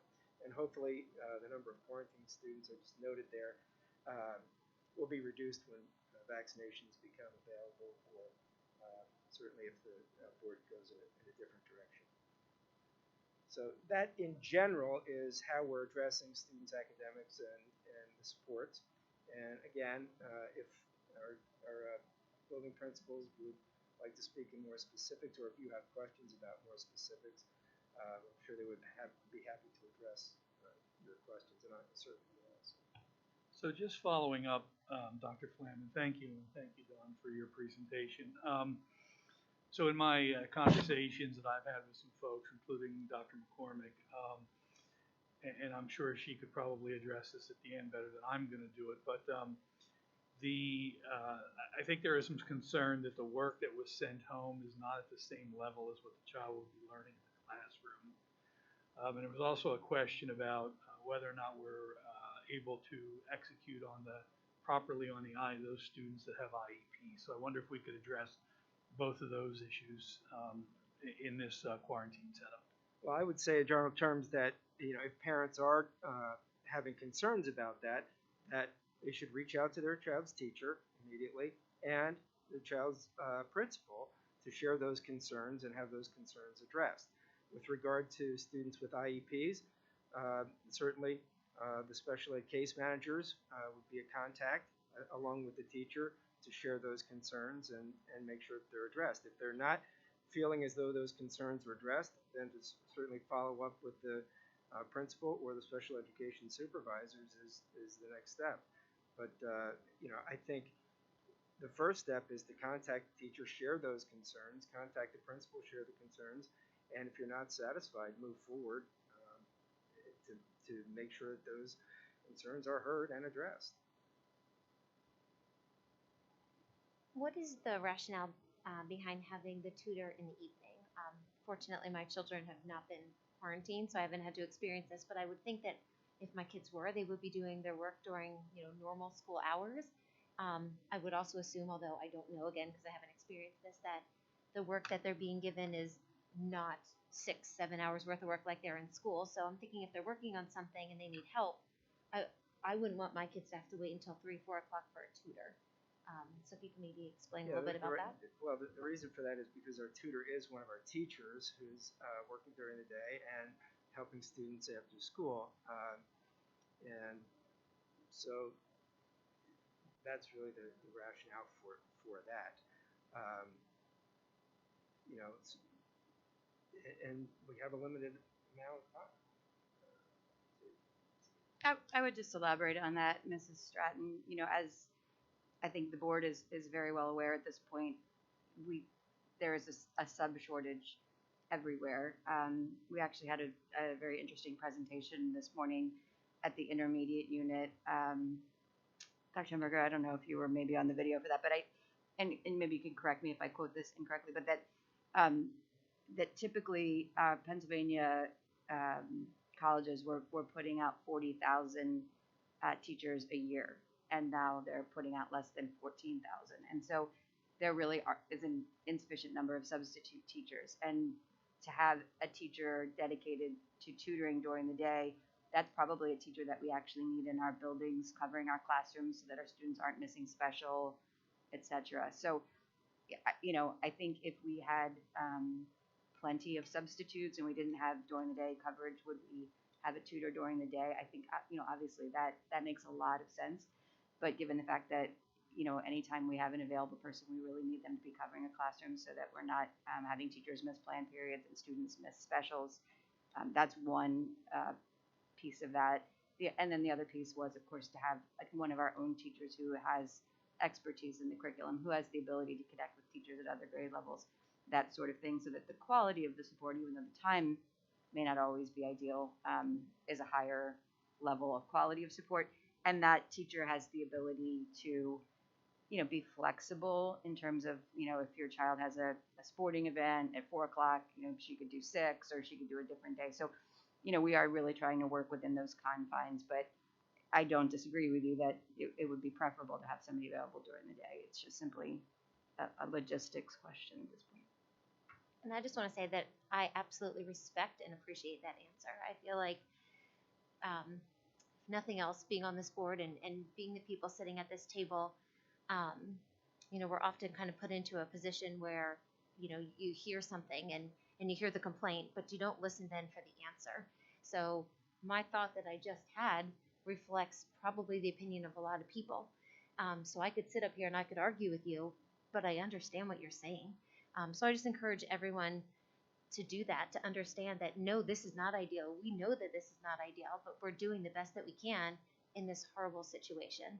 And I think that we all need to continue to try to do that. Thank you, Mrs. Stratton, for saying that. I have found myself saying, throughout the entire pandemic, and I continue to say it, we are so often forced to make the least bad choice, because none of us want to be wearing masks. None of us want to be quarantining kids. None of us want to be living through a pandemic. None of us want to have a substitute shortage, and we're not under any delusions that anything that we've been doing related to this is ideal, because this is not ideal, right? Ideal is school as it has always been. And you're right, and it is difficult, I think, sometimes for people to understand the logic of something like that.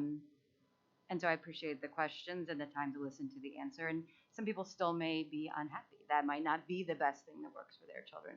And I think we respect and appreciate that. And I would say one of the things that as superintendent, I'm very proud of our principals. I'm very proud of our guidance counselors. I'm very proud of our teachers and the effort that they have put into when a family has reached out to working with the individual needs of that family. I think there's sometimes this desire for a cookie cutter approach. Everybody's going to get this one idealized thing, but the reality is we've seen in this pandemic, families have different work schedules. Students have different academic needs. There's some students who do well on a computer. There's some students who do well with paper. There's some times when a family's having a quarantine and there's little siblings that are, every family has a unique set of circumstances that they bring to this. And I think the more we can individualize our response and have our principals and our guidance counselors and our teachers engage with those families, and those families reciprocate the communication. I think sometimes there is this tendency, I'm dissatisfied, and so I'm going to go right to the superintendent. I'm going to go right to the board. And I think to take a pause and say, did I give my teacher the chance to fix that problem? Did I give my guidance counselor the chance to fix that problem? Did I give my principal? Certainly there's times when you did and they didn't resolve it. And as Dr. Flam said, it is appropriate to elevate it. That is why you have a hierarchical system. There are those opportunities. But I really believe that our staff wants to provide the best education to every kid that they possibly can, and they want to partner with parents when given the opportunity. And we really appreciate the tremendous number of parents who have reciprocated and have been great partners and have been very understanding through this, because it's been a tremendous stress on families as well. So I do want to take that opportunity to thank all of those families who really have been terrific partners with us for their kids. Any other questions from the board? Yeah, I just have one more, question. It has to do with special education students. And, during a period of time with COVID that all kids were out, we were able to provide direct instruction to special education students virtually. But we're not doing that now for special ed students who are quarantined. Is that correct? Not precisely. I'm going to let Mrs. Harris address that a little bit further in terms of what we're doing with special education students, Dr. Humber. So again, it's on an individualized basis, on a case-by-case situation. Again, when you talk about quarantines, please remember we have some students who are out for literally one day, because by the time we're notified about exposure, that period of quarantining has almost passed. So in that case, usually in those situations where it's just 1 or 2 or 3 days, the team then makes up that time with the student once they're back. For the longer quarantines, the teams work with families primarily through the case manager of the IEP and try to establish what the prioritized needs are for that student and then deliver services. In some cases, we've had students do their speech services via telehealth with their speech therapist. So it's just kind of an individualized approach to that. I wouldn't say, across the board, they are live streaming into direct instruction during the day or anything like that. But they're prioritizing those needs and then addressing them through the IEP. And again, it depends on the length of the quarantine. Yeah, I guess I'm just wondering whether there may be instances where some parents are kind of expecting some kind of a compensatory benefit in cases where the student maybe misses an extended amount of time due to quarantine. That's and part of isn't making up provided those direct services. instruction Yep. or receives the related services. Yep. And then they, for that particular reason, might claim that they weren't provided FAPE during that period. Yep, that's part of making up those services and then working through the IEP teams to have those conversations if that's the situation that exists. Thank you. Yep. John, if you'll permit me, I would like to see something move forward to the voting agenda. My preference would be to stop quarantining at this point. I don't know if we want to use the word suspend or whatever. I was using that earlier. That might not be the perfect term. My only concern with doing that is I really don't think that should be a 5-4 vote, especially if the new board, flips. The majority might flip on that. So I would really want that to be a. I don't know how we can do that.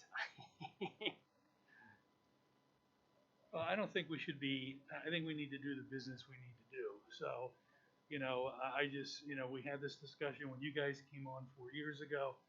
If we're going to deal with it, we're going to deal with it as this board. We're not going to play these games. If there's a decision that has to be made, let's just make it and move on. And again, I would say both Mr. Japina and Mr. Ahrens, that you are not handcuffing the new board. If the new board in December says, we'd like to amend the health and safety plan to say we'll follow all guidance and mandates, they're certainly able to do that. You're not precluding them from making that decision later. Now, is that in the best interest of the community to go back and forth and decision? That may be debatable, but to Mr. Japina's point, I don't know that that's necessarily what you need to make your priority. That's obviously for the board to decide, but I don't want you to feel as though if you make a vote, the new board has no agency after that to do something different, because they absolutely do. Well, and I hear both points, but I don't want to be the 5th vote leaving here in December for us to flip back the other way, and that's my concern. And we were elected to serve 4 years. I think the reality on the ground is there's a new board coming in, and that's what I don't want to do that. We've gone through a lot. We don't need more headlines, and that's what I'm sensitive to right now. But I would be fine moving it forward if we can't find that out this evening. I just have to vote a certain way depending on what that outcome might be, if that's how I feel at the time. No, we're not voting tonight. We're just looking, to see if there's a majority that would want to move this forward to next week. So far, I heard 2 people, I believe, that said they would like to follow the mandates only. Can I confirm with that my only stipulation is that we still communicate with the parents about contact? Yeah, Dr. Herring, Completely. Mrs. Harris and I have spoken about that at some length, and we concur. And in fact, it would be our advice, although we're not, at this point prepared to make a recommendation to the board in terms of what they do with health and safety plan. We would be happy to convene the pandemic task force between now and the voting meeting, and then provide additional feedback at the voting meeting if that would be helpful. But regardless, we would recommend that we continue the process of giving parents the notice that they were exposed, and to cut down on just the sheer workload of that, I feel like we could simply, notify families that moving forward, you'll receive the following notification, and then if you have questions, you can contact your school nurse for additional information. And I think that way it would ease up on the time that it takes the nurses to make all of those calls. But to give families the option and to know, I think is appropriate, and that's what the administration would like to do. Thank you. I appreciate that tremendously. And I don't know if I necessarily need the task force to meet and to tell me anything more from what Mrs. Harris just said, especially when she mentioned 90% of the students were not positive. That really struck home with me. So, thank you. Mrs. Wilson, can I clarify that voting on the mask mandate and the quarantine are 2 separate issues that are moving to the? Well, so right now, the mask mandate is going to stay in place as long as Governor Wolf has it in place. It would, in January, if we would say we are going to follow mandates only, and then the governor lifts it, it would just automatically not be in place anymore. But the board could always revisit that and in January and make a new decision. And the quarantine is a separate issue on its own. May I? Yeah, so, what I think what Mrs. Harris through her presentation and I, in working with her on this, is what we are proposing to the board is that if there is a desire to move away from quarantines at this point, the best mechanism to do that is to alter the language in our health and safety plan. So currently, the language in our health and safety plan says that the Exeter Township School District will follow all of the guidance of the Pennsylvania Department of Health relative to the quarantine. Right now, that's inclusive of COVID-19, inclusive of the quarantine. So if the board were to change that language and instead of saying all of the guidance, say all of the mandates, then that would immediately have the impact of have us not have mandatory quarantines. We would continue to wear masks because that continues to be a mandate through, I think the date's January 17th. I believe January that 17th. tentatively. And that's, so on January 18th, that no longer is a mandate. So if the health and safety plan says we'll follow mandates, presuming there isn't any new mandates that happen, because that's always a distinct possibility, then masks would also be covered by the fact that it wasn't a mandate anymore. And on January 18th, they wouldn't have to be worn. However, it's always throughout the pandemic, and the governor has asserted this, within the power of the board to say, we want to institute and require masks. So there could be a separate vote. So if you change the language via this motion to say mandates only, in the short term, it would be quarantines, potentially barring any other changes from the governor, which are always possible. It would also lift masks on January 18th because it would no longer be a mandate. But again, the board, any subsequent board always had the ability to revisit, change the language, or change the requirements. Does that make sense? I know it's complicated. No, that makes sense. Okay, it's a lot. Dr. Miner, what is the language in our current plan regarding masks? Are we recommending them or are we mandating them? We don't have any control over masks right now. So didn't we, before the governor spoke? We did. We did. Was that a mandate? Yeah. So that's like Mr. Fiddler. This is like the constant world that Mrs. Harris and I have lived in, and like hour by hour, day by day, what are the rules? And even at the IU today, we were all joking that like we tend to find out at 3 o'clock on a Friday what the rules are. But so you're correct. So masks became optional over the summer, and then there was a board presentation, and we had stated that perhaps they would continue to be optional, and the board said that they wanted to have masks be mandatory. And then almost immediately, the governor said the masks were mandatory, right? So at this point, it is a mandate. Had there not been a mandate, though, our board had indicated that they wanted masks to be worn. Whether they still would be worn today, I don't know, but it became a mandate, and so it kind of negated the fact that the board had that discussion and made a recommendation, because now we don't have a choice. I was just testing my tattered memory. Okay, very good, excellent memory. Dr. Miner, I'm generally in favor of the direction we're sort of going in, but I guess my question is, for those kids who would normally have been identified to quarantine and they come to school instead, would there be some kind of a protocol for them to be kind of evaluated each day that they come in, at the very least, their temperature taken when they walk in to school by the nurse? Does that make sense? And is that part of our plan? It could, Dr. Hamburger. I mean, that's not innate in any of this that would happen. And to my knowledge, none of the schools who have moved away from quarantines have followed a protocol like that. Again, we certainly could put in our health and safety plan that we were going to do something like that. Here's a couple of caveats. One, temperature screenings have been shown not to be an effective way to identify whether or not someone is COVID positive at this point. I mean, I think we can all remember a time where everybody was taking your temperature for everything, and it's really not proven to be that great. It also has been proven that students often are positive and have no symptoms whatsoever. So, I always want to be cautious of giving people a false sense of security that we're doing something that's somehow going to keep their child from being exposed. And I think realistically, we're not. So I would say, you now have the ability if you choose to vaccinate any school-age child as a parent. That's within your control to do or to not do. And so you have more agency and power over your child's health than you did previously. So yeah, could we say to the nurses, you're going to check kids every day? But I think that gets down a slippery slope then of kind of, is my child being targeted, and are they going to the nurse, and are they missing instruction?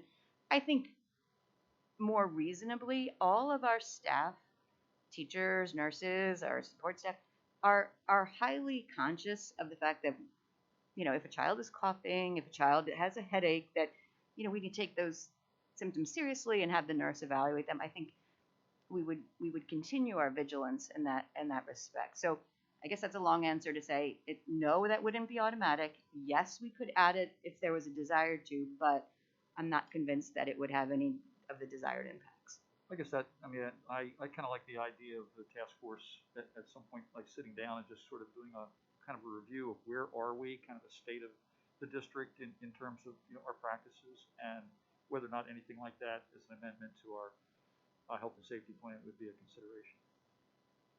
We can certainly do that, and I think Mrs. Harris, and again, and her team of nurses have been outstanding throughout the entire pandemic, and I think the advice that they would give us in that regard would be very valuable.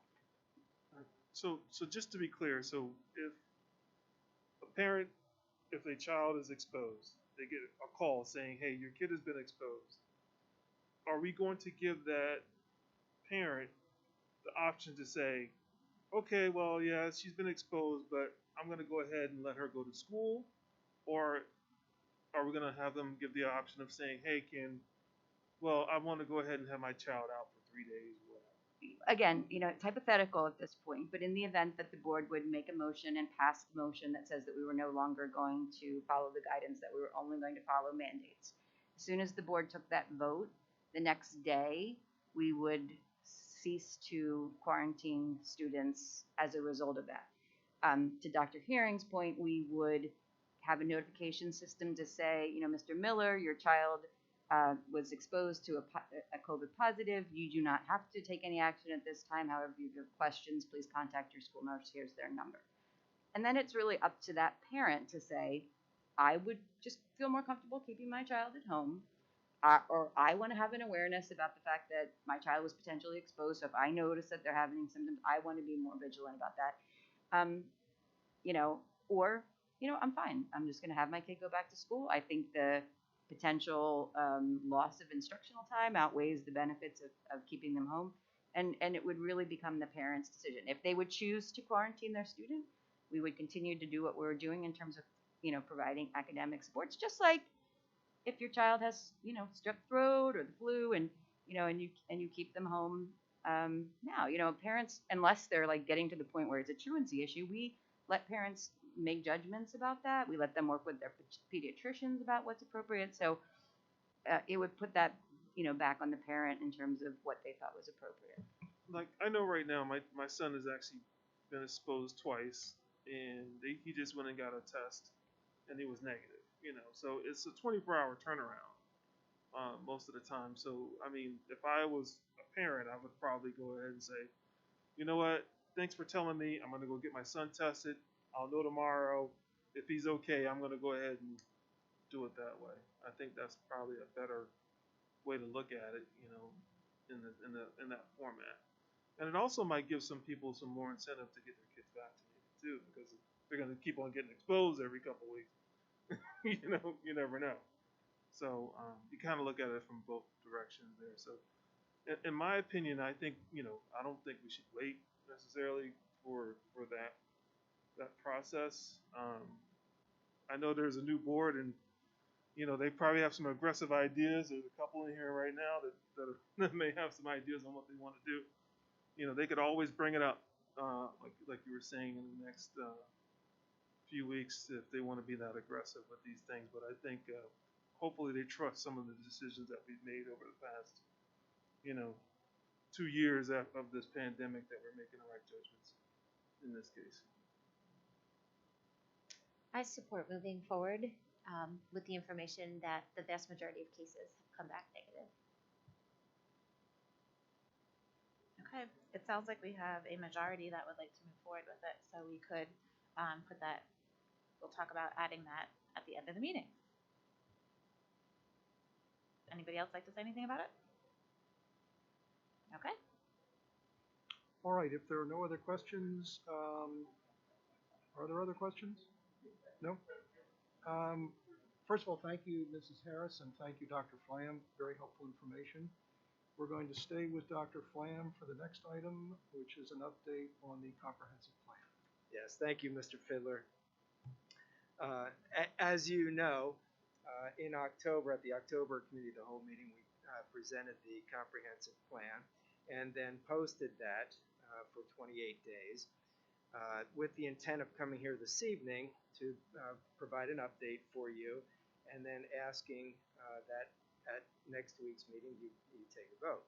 However, during the time that our plan was posted, PDE offered extensions to all school districts to the date for submission of their plan.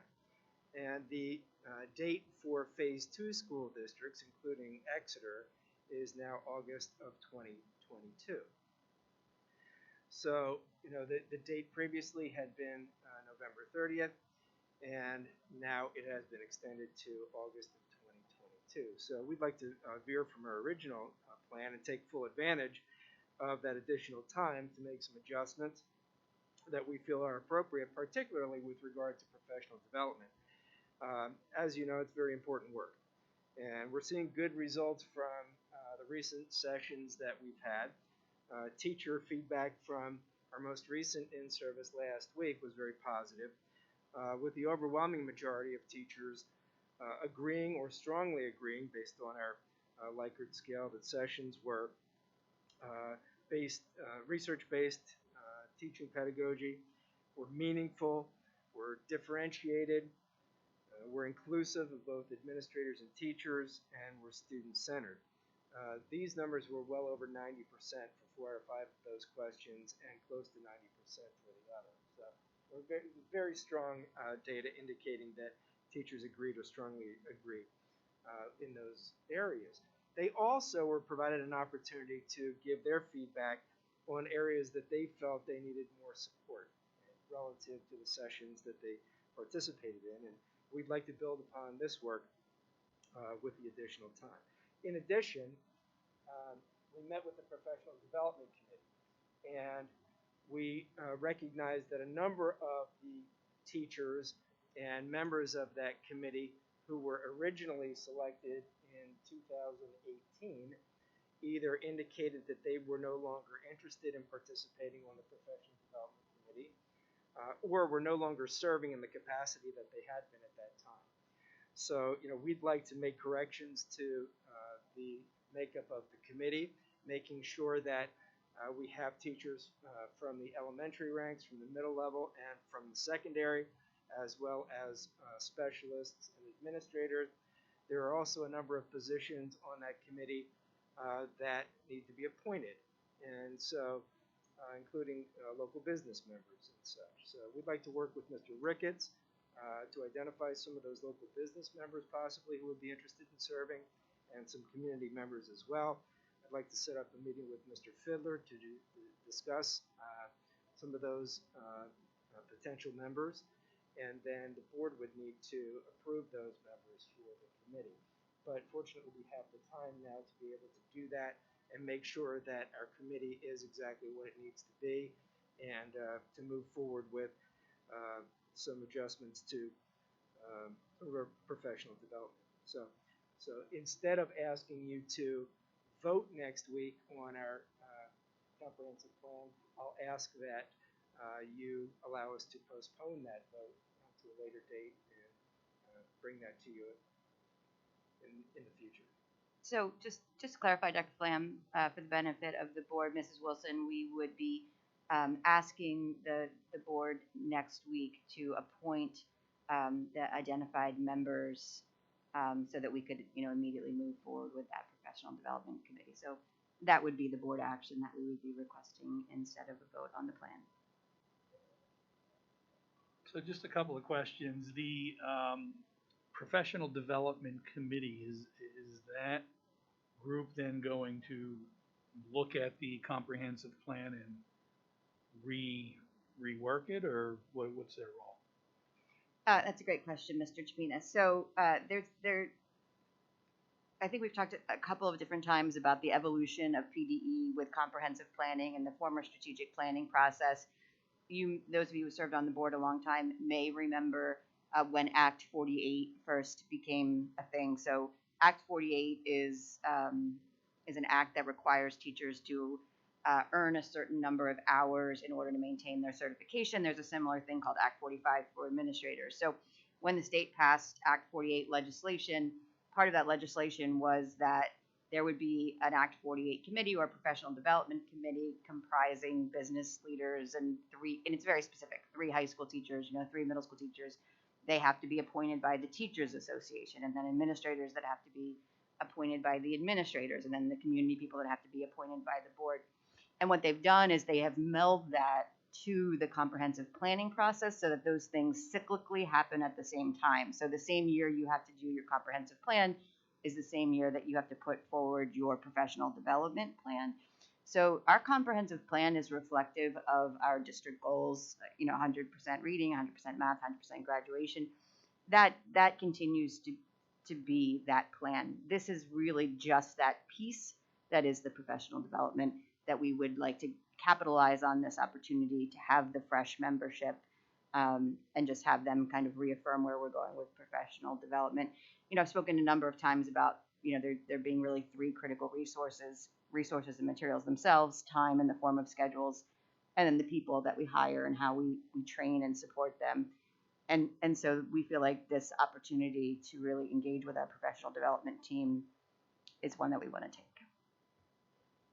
Okay, I have 2 more questions. Did we get any feedback from the community on the comprehensive plan? I did not receive any feedback directly about the plan. From nobody?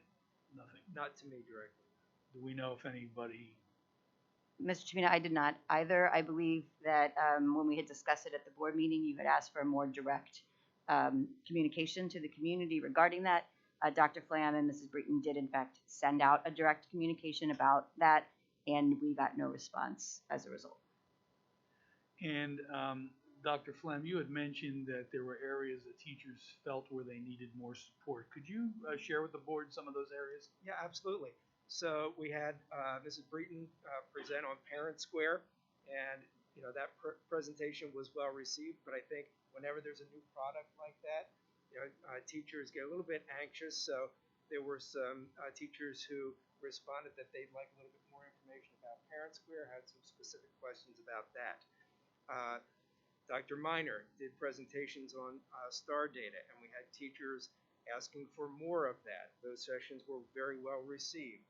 They, when Dr. Miner talks about STAR, she talks very passionately about that. She talks in very realistic terms about it, in terms of how it can be used as a benefit in the classroom and for communication with parents.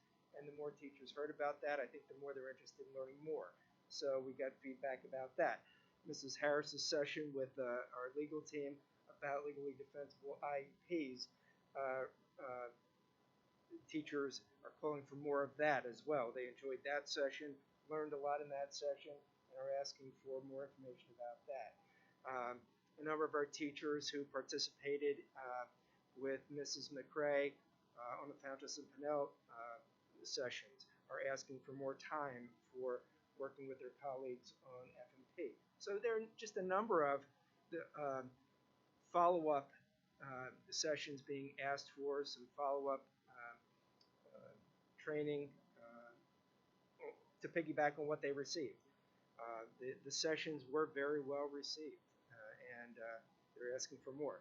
And as always, anytime you ask for teacher feedback, they're going to say, we need more time. So a number of teachers indicated that they just want more time as well. Well, and I think they're learning something new, too. So, I mean, I don't think it's an unrealistic Absolutely. Ask on their part. Does the extended time set us back on our reading goals for this year? No, absolutely not. In fact, it's extremely encouraging. And again, I want to compliment Mrs. McCrae. I want to compliment the reading specialists, you know, the principals and the teachers themselves. You know, what we're seeing as we do walkthroughs is our teachers fully throwing themselves into learning all kinds of new things and really embracing that and taking these professional development opportunities, talking with their colleagues, improving their work. So I don't think it sets us back on our goals at all. In fact, I'm extremely encouraged that, you know, although it's still a process, it takes kids a number of years to learn to read, that we may be able to attain some of those goals even more quickly than I had hoped. Okay, thanks. Just one other question, just because it's popped into my head. Do we know when we have a Meet the Teacher night, what percentage of our community comes out and meets the teacher specifically? Do we keep those stats? Do we? Or maybe it's not Meet the Teacher. I don't know what is the thing coming up. Like at the beginning of the year? Conferences? No, the conferences. Do we know, is that a mandatory for parents to attend that, or do we know what percentage of parents are attending? It's not mandatory for parents to attend conferences by any stretch.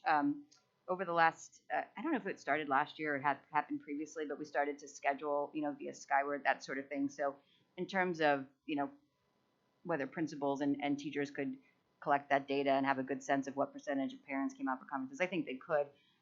We are offering conferences this year, primarily virtually. We found that a lot of parents appreciated not having to get a babysitter, not having to go out after dinner, those sorts of things. So we're hoping that increases engagement. Although if parents do want to come in personally, we'll make accommodations for that as well. So we're really trying to take the things that came out of the pandemic, like virtual conferences that really worked for some families, and keep those in place. Because the more parents engage with their teachers, the better. I think as a former high school teacher, you know, the desire of parents to have conferences or their feeling that they have a need kind of wanes over time. I would imagine Dr. Flam at the junior high, you saw fewer parents, and you know, Mr. Campbell probably sees fewer parents still as a function of age. But my guess, and I don't think there's any K4 principals here who were here last year for conferences. I see Miss Hodge out there, but she wouldn't know. Is that K4 is pretty well attended. I would just add that last year we started to offer those conferences virtually, and the attendance increased because it was more convenient for some of the parents to attend. So as you guys know from the sessions that we've had over the last 18 months, I can't figure out how to use Teams to save my life. So I've heard a lot of discussion in the community around. We don't use Teams, so that's probably why you can't. It's Google Meet. The Google Teams is a whole nother. I can't use Google Meet. Yeah.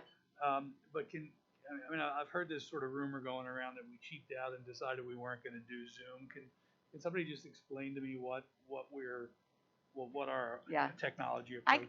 I can do my best. I mean, I don't know if you want to knock on the door and ask Joe to come out of the closet, because I think he could do it more a service to Zoom versus Google and our decision. Thanks, Joe. Sorry to call you out. So it really was just a decision to not continue with. We have Google Meet. We also have Microsoft Teams, believe it or not, as an option internally.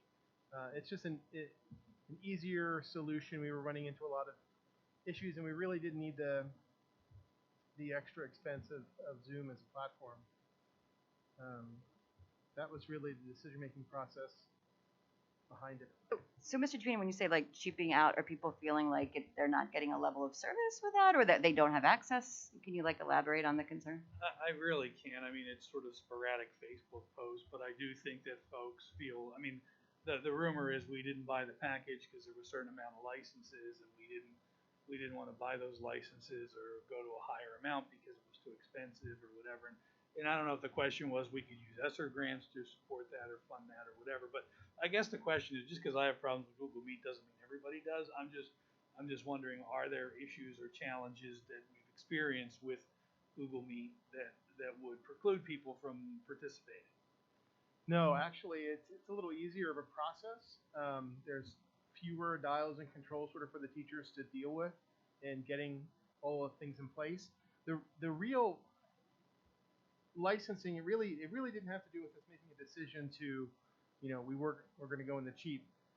Google, of course, being the trying to maximize things, included Google Meet in the tier of support that we needed. So Google no longer was free for a lot of the services that we were using. Again, during pandemic, all these vendors, including Zoom, gave us a really good sweetheart deal to get in.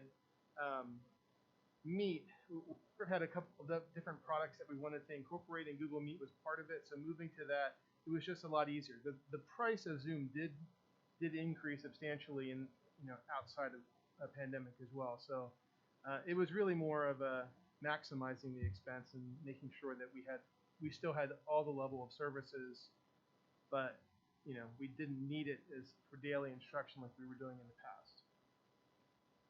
I'm sorry, I'm going to go on here. One of the things that we've also heard is that why can't a teacher just plop a camera on their desktop and go ahead and record that and then transmit it into that quarantine student's home? Mr. Way, I think that's the last of the technical questions. I know you have to make sure our live stream works. Thank you. So I think that was something that Dr. Flam addressed in his presentation a little bit, and I'm happy to elaborate on it. When we were fully virtual, obviously, it was teacher, computer, kids, computer. We came back, we had half days, we had a significantly reduced student population because we had a lot of parents who were fully virtual last year, and fully virtual, we had dedicated teachers who were computer screen kids. Right now, our classes are full. We have 25, 26, we have a lot of kids, and that's where we want them to be in our classrooms. And I think what Dr. Flam was saying when he was talking about teachers being mobile, when we came back as part of our health and safety plan, we were told very explicitly, you have your desks in straight rows, nobody works together, teachers don't have your guided reading table because there's too much, airflow, that sort of thing.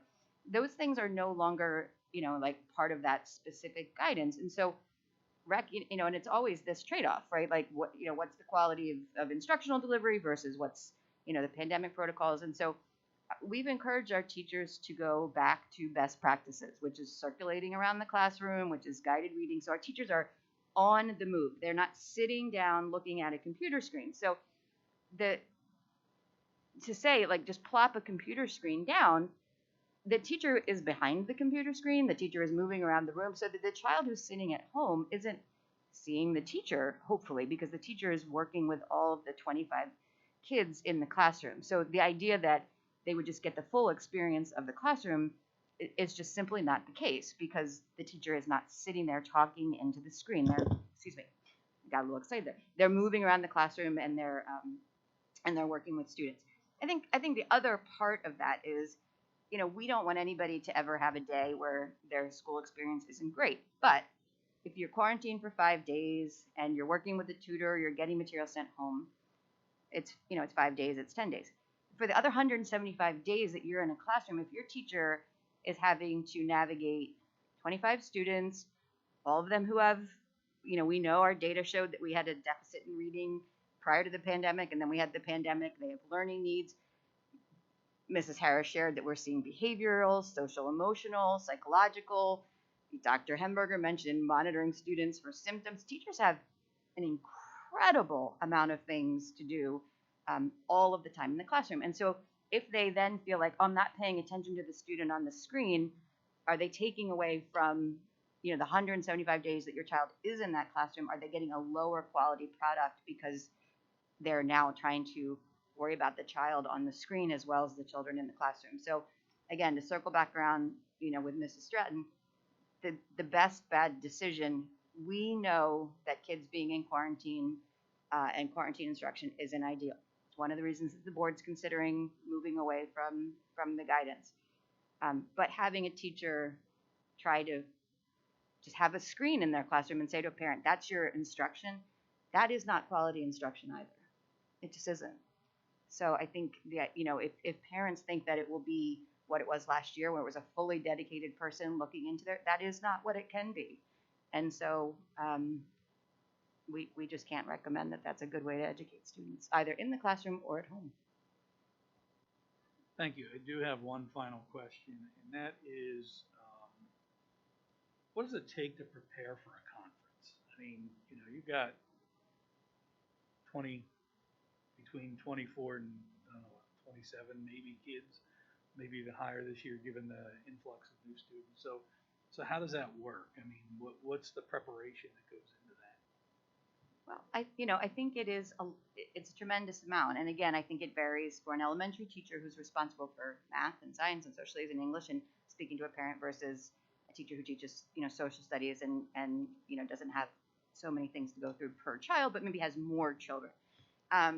So I think it's a source of stress for a lot of teachers. I think, again, I always feel like people come into education by and large because they really enjoyed the school experience and it's really important to them, and they tend to be perfectionist type people. They tend to be people who put really high standards on themselves. And so sitting face to face with the parent is stressful. They want to make sure they do a good job. They want to make sure that they tell the parent what they need. So I think a lot of teachers really pour themselves into conference preparation. It starts always with, what is the narrative I need this parent to understand about how their child's being successful or not being successful, and how we're supporting them, right? So what do I, in my 20 minutes, want to show in terms of evidence? What do I want to help that parent see or understand or support that child at home? So I think every teacher probably has their own mechanism to do that. This year we are asking them to start with the STAR diagnostic because it's a consistent, objective measure that we are using, that parents know we're using, that they haven't gotten to see. So start with that, and then talk about how you, because of that child's strengths, you're doing this, or because of this child weaknesses in a particular area, you're doing that. So that's been added to the mix this year. And then we're also asking teachers to spend time, especially with students who are getting a lot of additional support, such as through RTI, actually having collaborative conferences where the reading specialist now joins the classroom teacher so that the parent gets to see both of those individuals, and they get to hear what's happening in the reading group and the regular instruction and what's happening in the intervention and how they're working together. So I think this year more than ever, we're asking our teachers to do even more, communicate even more effectively, collaborate with one another even more, because we're asking them to collaborate even more in their general practice. And what we hope comes out of that is that parents really understand where their child is relative to their peers, to their own starting point this year, and what specifically is happening to help their child be successful in the classroom, and how they, as partners, can help their child be successful while they're at home. So I don't know that there's any strict methodology, Mr. Japina, but I will say it's something that teachers absolutely pour themselves into, and that opportunity to have that discussion, I would really hope that every parent would try to take full advantage of it, because it's really important to be a partner in your child's education that way. Thank you very much. I'll stop asking questions now. Are there any other questions for Dr. Flam? Yeah, Dr. Flam, I just wanted to let you know that the board got one comment from a resident about the comprehensive plan, and I forwarded that to you. I'm not sure if it's necessary for you to respond or not, but just wanted to make sure that you got a hold of that as well.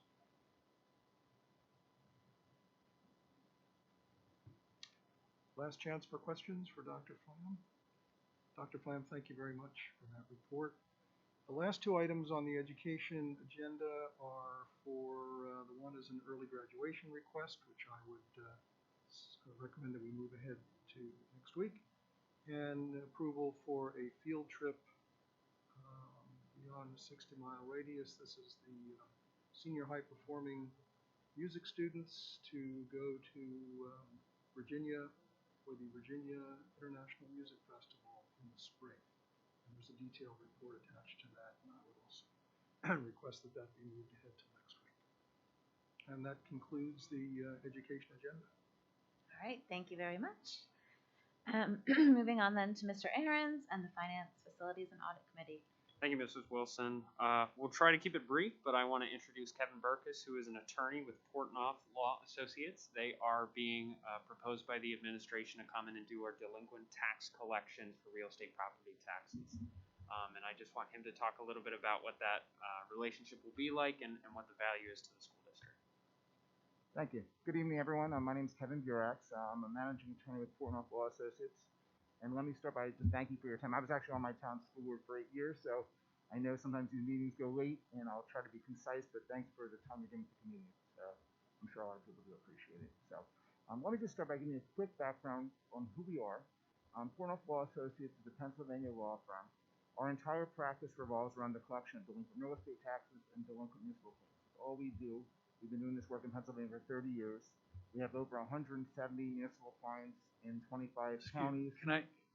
Sir, I'm just having difficulty hearing you. I wonder, can we wipe the microphone down and have him take his I can't really hear what he's saying. I don't know if we can wipe the microphone down after he speaks. I can't really hear him well. Yeah, I think we could do something like that. Mrs. Harris, I don't know if we have some kind of a wipe to do that. I do over in my office. Sorry about that. It was kind of getting in my mouth a little bit too. So anyway, our entire practice is collecting delinquent municipal accounts for municipalities. We represent over 170 municipalities in 25 Pennsylvania counties. We currently represent over 50 school districts. Next year, we'll be representing, I anticipate, at least 55 school districts, which is over 10% of the state. So this is all we do. And a lot of school districts just don't realize that there's options when it comes to collecting delinquent real estate taxes. Currently, your district is using the County Tax Claim Bureau to collect their taxes. And county tax claim bureaus were established under specific Pennsylvania law known as the Real Estate Tax Sale Law, and that's the law that sets the procedures for what county tax claim bureaus do. And as you may know, county tax claim bureaus have a lot of things to collect. So they're collecting essentially every school district in the county that's using them. They also collect every municipality that's using them to collect taxes, and then the county has their own taxes. So there's a lot of taxes every year that the county tax claim bureau needs to collect. And as a result of that, a large amount of taxes, the laws are set to allow them to do that with generally a relatively small staff and a relatively small budget. So the procedures that the county tax claim bureau needs to do is that after the taxes become due, by July 31st of the following year, they send out a notice that the taxes are delinquent. Pretty much a full year will pass after any action is taken after that first letter goes out. And then the teeth to the county's process is that they're going to sell your property. So in the second year, there's typically what's called an upset sale, where there's a sale of the property subject to liens. And then the third year, there's a free and clear type sale, a judicial sale, where it's sold free and clear of liens. So the teeth to that process is the sale of the property that's 2 to 3 years down the road. We proceed under a specific Pennsylvania statute that's very different from the real estate tax sale law. It's called the Municipal Claims and Tax Liens Act. And we find that provides a lot more benefits for the school district in the forms of local control and the ability to sort of take action on an earlier point in the process to create some incentive to pay. And that's both positive and negative incentive. So for one thing, when we represent school districts, we're able to work more closely with each individual taxpayer to create some type of positive incentive to pay. Tax claim bureaus just don't have the authority to do something like that. So for example, we have payment plans that will offer the taxpayer to try to work out arrangements to allow them to pay a little bit over time and work with them to do that.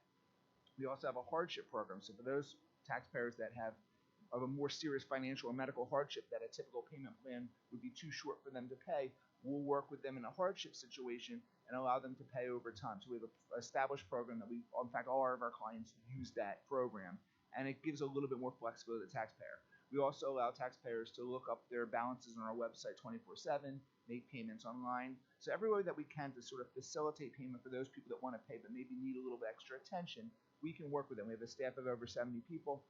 We have the ability to sort of do that, follow up with payment plans, monitor payment plans, things like that. The county just doesn't have the ability to do that. And it's not a cut on the county. They're just not really made, the tax claim bureau is just not made to do that type of work. But for those people that have the ability to pay and choose not to, then the Municipal Claims and Tax Liens Act allows the school district to shift collection fees to the delinquent property owner. So in our very first letter that goes out to the delinquent property owner, we would have a list of fees and costs that could be added to the account should that taxpayer not pay. That's pretty strong incentive for people to pay. And there's always a subset of the population that generally has the ability to pay and just chooses not to. And under the real estate tax sale law that's implemented by the tax claim bureaus, there's not a lot of incentive until 2 to 3 years down the road to do something at the time of the property sale. So there's always a subset that sort of just typically sort of waits it out, and then they're always kind of 2 to 3 years delinquent because there's no real pressure to do that. Under our system and with the MCTLA, there's incentive from day one to do something because they'll see right away that there's additional costs that could be added. And as a result of that, not only do we tend to bring in a lot of money for our clients rather quickly, and I was looking actually specifically at your district. So it looks like by June 30th of this year, approximately 35% of your taxes were paid. Our firm's average by that date this year for our tax client was 46.6%. And actually from a very close neighboring district of yours in Berks County, that was over 50%. So again, we would expect to bring in money quickly as a result of the incentives that we're creating, but we also see long-term effects because the same process that people see where they have to pay their delinquent taxes more quickly because there's ramifications for not doing so, the next time they get the bill from the district after they may have paid more the first year, they're going to think twice about going delinquent if they really didn't have to. And for 89% of our school district clients, they saw this year less delinquent accounts that were turned over to our firm than from when they first hired us. So that's a pretty significant statistic. People tend to sort of now start paying on the earlier side and currently as a result of our work on the delinquent side. And one of the local districts around here, within a couple years, their delinquency rate was cut by a third as a result of our work on the delinquent side. Pretty significant number. So people realize that there's now ramifications and they have to sort of come to the table and do something. And if they need help, we're there to do that through the form of payment plans, the hardship programs, things like that. But for those people that need a little push, there's now financial incentives to do that. When we collect the money, you get it the next week. So typically a county tax claim bureau will do monthly remittances at best. We do it weekly. So we get the money, you get the money in your account the very next week. This process works. I saw it on my own school board. We actually used our firm. And the one thing that I took solace in, and I don't know, your meetings were nice and calm. Ours weren't always this calm. But the people that would come to our meetings would typically not be supporting things I was saying on that side of the table. And yet when I come to the meetings and sort of express what we're doing that we could do for the district, the people in the audience generally are in favor of it. And when I was also on the district on that side of the table, people also weren't complaining about what we're doing. And as a tax collector, sort of an easy target for people to sort of be upset with the tax collector when it comes to meetings and express displeasure to the board as to why you hired us. For my 8 years that I was on our school board, there was not one complaint for someone coming to the meeting and saying, like, what are you guys doing? So I always took, that was always, I thought, a good sign that we were working with people. And we actually, despite, again, being a tax collector, our firm actually gets thank you notes several times a year from people that we're collecting against. And those are usually for someone who went through the payment plan or hardship program. They just sort of appreciate the individual attention. And the people that answer the phones for our firm, they're trained for at least a month before they go live to answer, customer calls, taxpayer calls coming in wanting to deal with with their account. They're trained a long time because that's the front line. So I listen in on these calls. They treat the people with respect. They treat them with courtesy. Sometimes just a friendly ear to listen to the problem. Usually they're calling to vent a little bit. They'll listen to the sort of the whole situation, but then they'll get them in a situation where, all right, maybe we can get you on a payment plan. Or if it seems like a hardship program, we don't wait for that person to say, oh, this is a hardship. There's no catchword. If they don't say hardship, we're not going to mention the hardship program. If they mention a situation that seems like it's a hardship, we're going to recommend to them, you might be a candidate for the hardship program. Why don't we send you an application and you can fill it out. And the hardship application, we look at their basically their liabilities, their expenses, their income, special circumstances, and we'll make a decision on that. When it comes to our payment plans and hardship programs, you guys have the discretion to sort of set the parameters. Most of our clients just tell us to do it the way we do it because it works very well. But again, you have the potential to have input in that process. With regard to our collection process, the final step in our process would be to list a property for sale. We typically don't have to get there. So unlike the tax claim bureau where that's their teeth, this is the last step in our process. We rarely have to do it. So in 2019 and 2020, over that 2-year period, our firm was collecting about a little bit over 110,000 delinquent accounts for all of our clients throughout the state. During that same period, we had a list for sale less than 1% of those properties. And over that 2-year period, again, with about 110,000 accounts coming in, we only sold 74 properties in 2 years. So we're really not selling properties. Our goal is not to sell property. We would never list the property for sale without first coming to the board and giving you that information that this property is ready for sale, and we wouldn't sell until that's okayed. But again, it doesn't have to happen that often.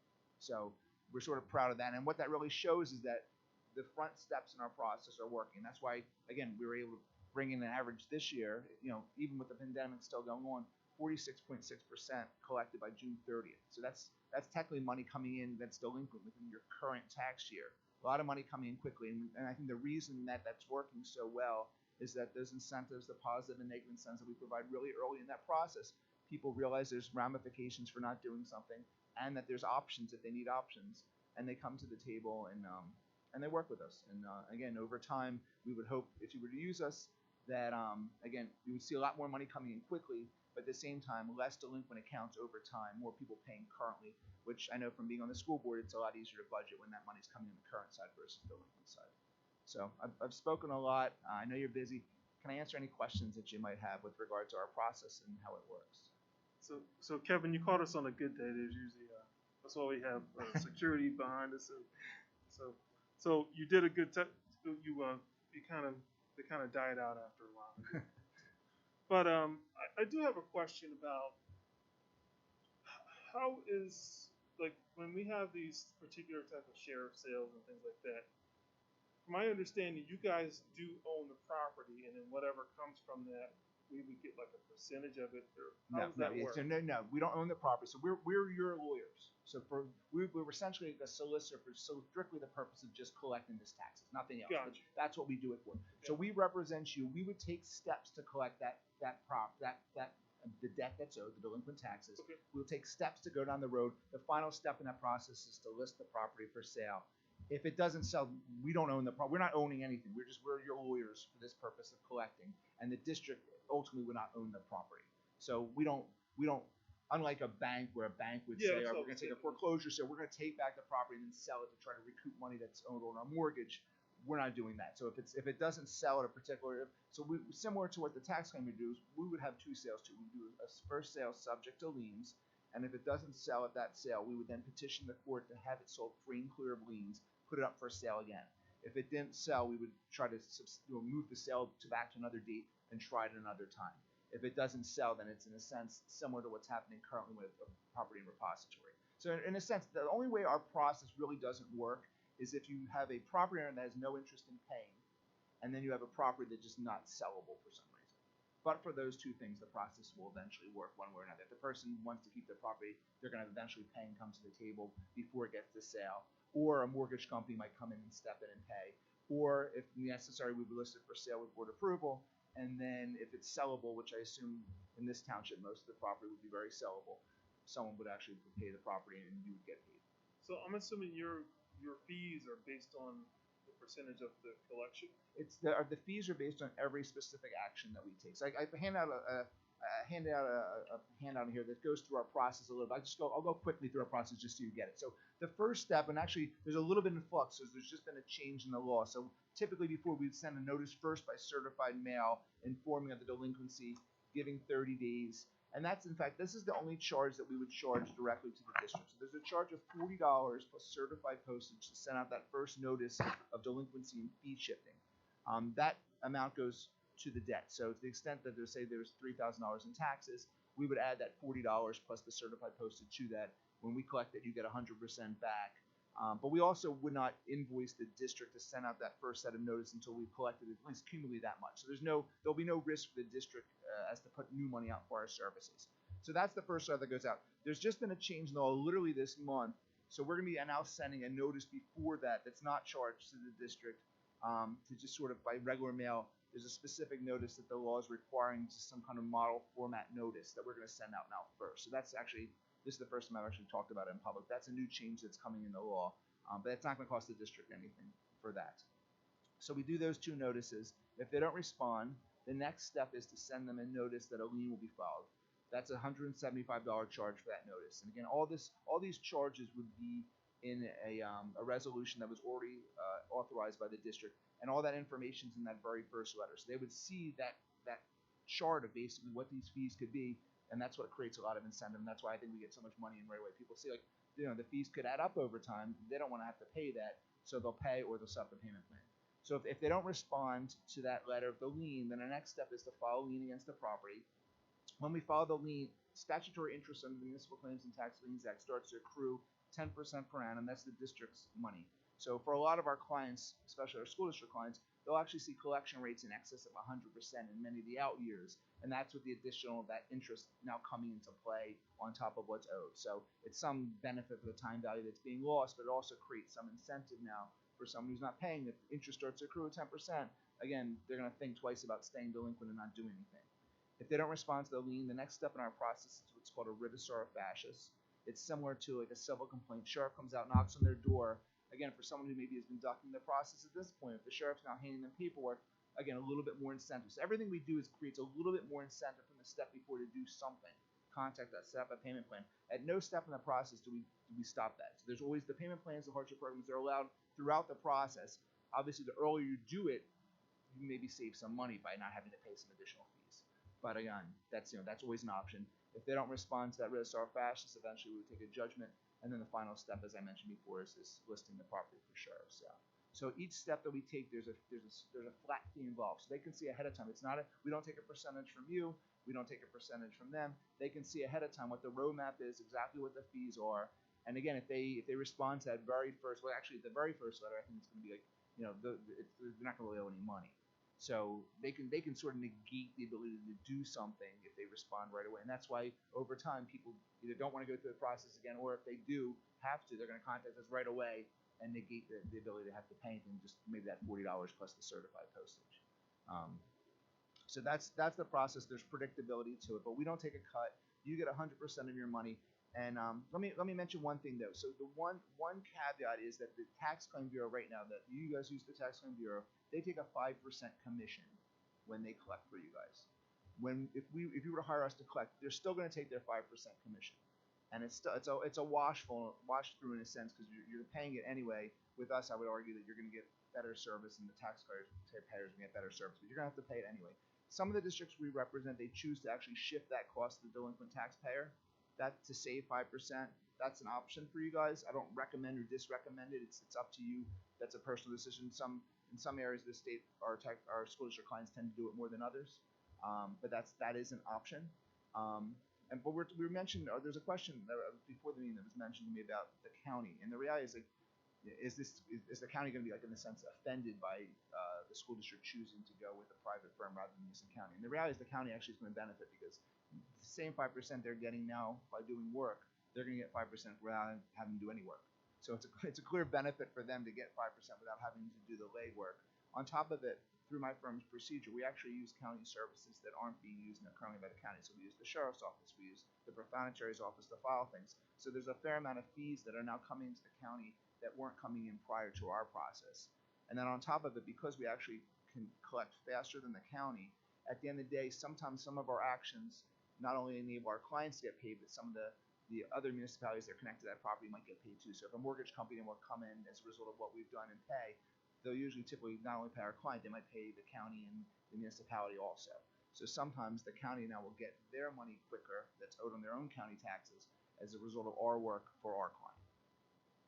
So at the end of the day, the county really does benefit by us coming in multiple ways, and for you guys with regard to that 5%, it's really it doesn't matter because you're paying it anyway. So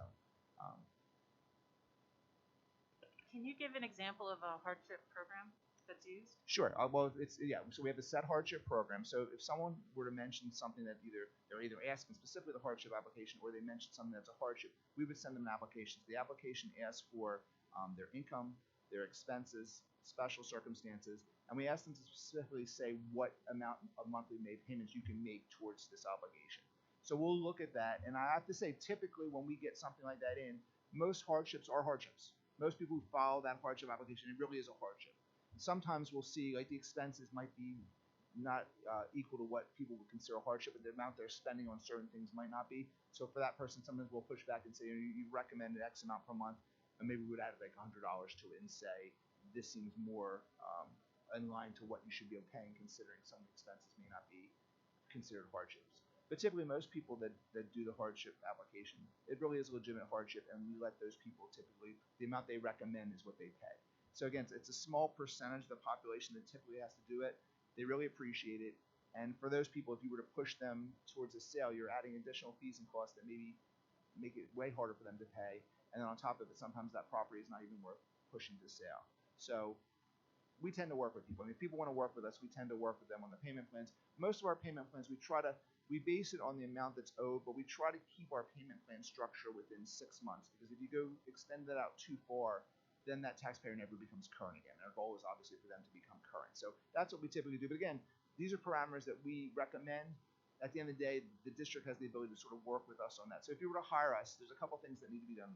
You would sign a contract with our firm, and there'd be two resolutions: a resolution to shift the fees and costs to the taxpayer, and then a resolution to inform the county not to collect on the taxes that are sent to us. Another attorney with our firm, Jason Lanning, will then come in, meet with you guys, and then go over just those little particulars, like the payment plan structure and the hardship requirement, just to make sure everyone's on the same page. Because again, we represent you, and we want to do it exactly how you want to do it. So if you wanted to be a little bit more flexible on payment plans, that's fine with us too. But we would go through all those little particulars and make sure everything's on we're on the same page on that. But that's the way the hardship program works. They can also access it from our website. There's an application they can pull up there and send it into us. So again, we like when people call, because at the end of the day, if they're calling us, they want to do something. They're not ignoring the obligation. They want to work with us, and we're pretty good at working with the public to make sure that the thing gets paid, but at the same time they feel like they're being listened to and treated well. So that's again, we have 170 some clients across the state. We would not have that much if we didn't work with people. I mean, that's the customer service is really huge with what we do, because everyone we represent, everyone we're dealing with is a constituent. So if they're coming to you guys and complaining about our services, we wouldn't be here very long. So. But locally, we do have 3 districts that we're currently representing in Berks County, and again, over the whole state, next year we're going to have at least 55. Can you give me an idea of the ROI, like the return on investment? Like, for example, we $40 here, $50, Well, you're never going to be out. So so whatever you're paying us to send that $40 plus postage, we've already collected it first before we bill you for it. So again, there's going to be no risk that way.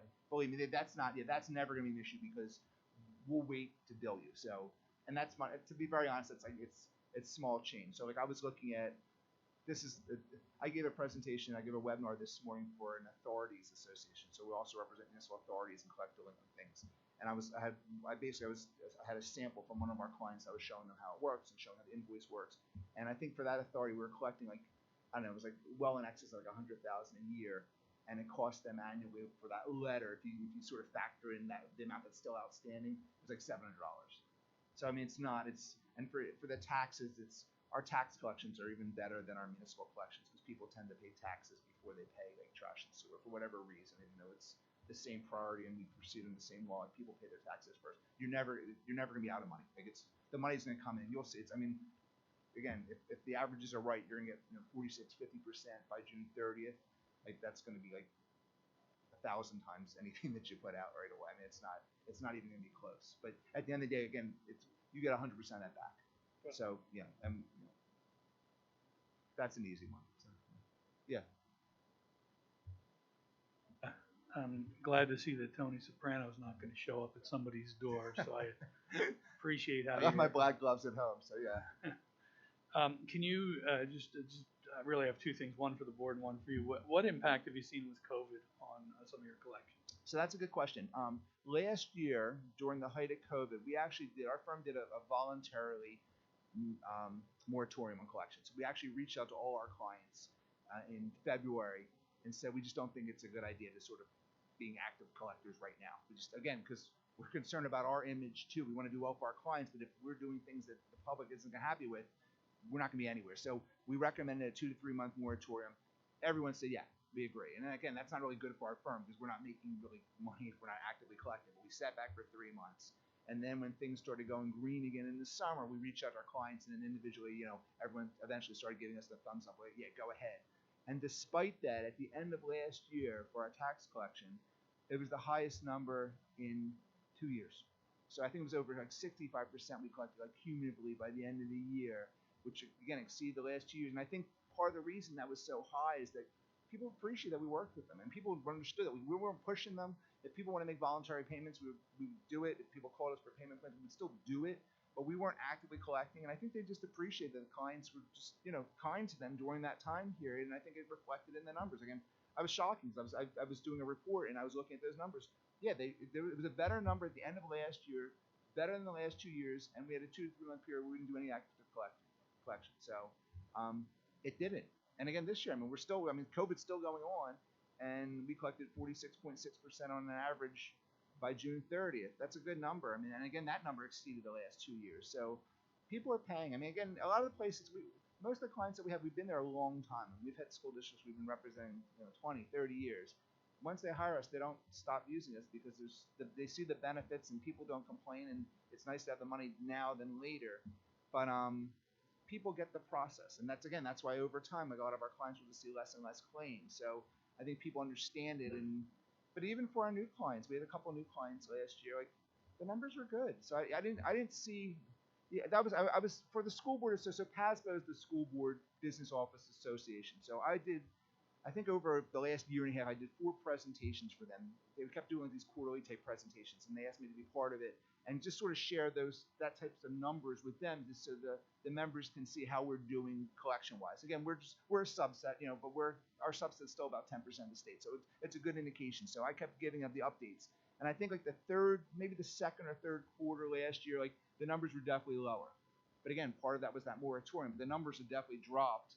Yet by the end of the year, they not only shot up, but they exceeded the years before. So, like, I would say, at least from what we're seeing, like, COVID has not affected collections, and some of it might be stimulus money. There's a lot of reasons why it could be it is.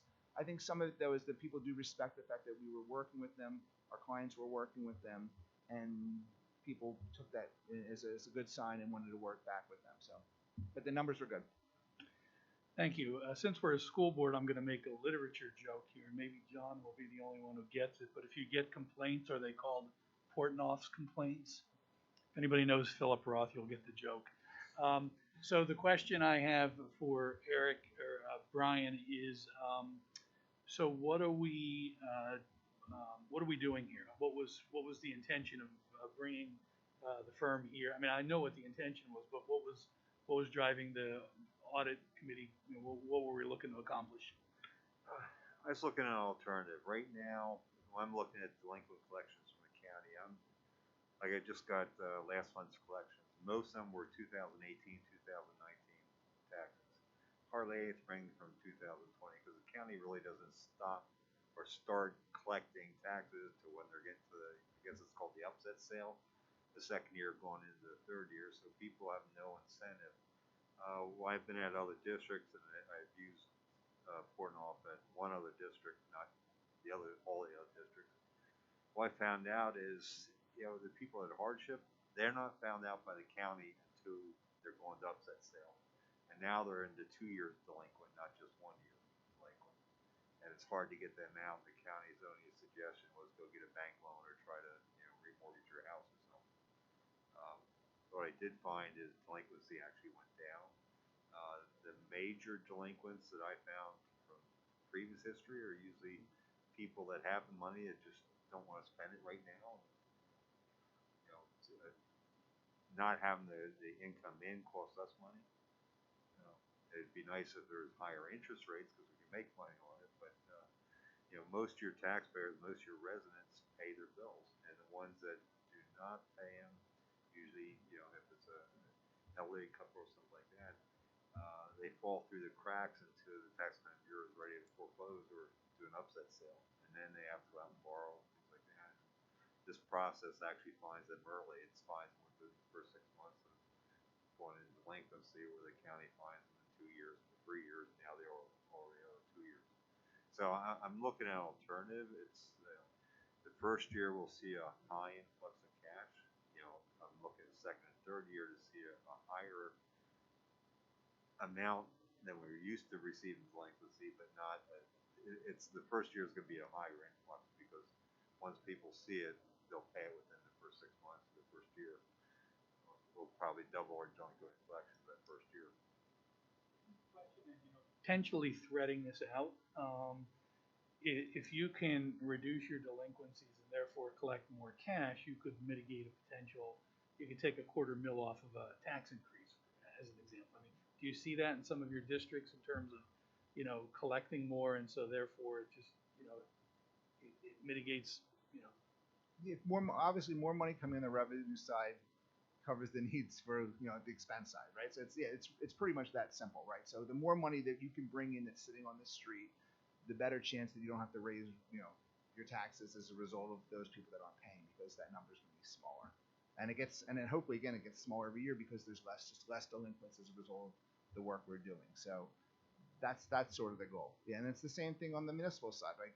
People, they don't want to see their sewer rates go up because there's so much delinquents. So we help the municipalities keep their rates down. So that's some of the goal. And then also it's really just a thank you for everyone who pays on time too, because they don't want to see their rates going up for those people that aren't. Most people pay on time. So it's really, it's helping the majority of people who do pay on time, yet those people that aren't paying on time have just the ability to work with them way more than the county can. So for those people to help, like, the county just can't do that. They don't, laws don't allow them to have the flexibility that we have, and it's keeping control here. I mean, this room is reaching that control to work with the constituent, where when it goes to the county, you lost that control. The county commissioners decide how that works. So.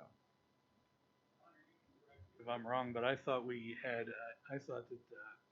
our local tax collector had to drop double the bills or something like this year because of a decision that the township made. I thought it was a little confusing, the way the tax bills. I saw Michelle shaking her head, so she probably knows more than I do.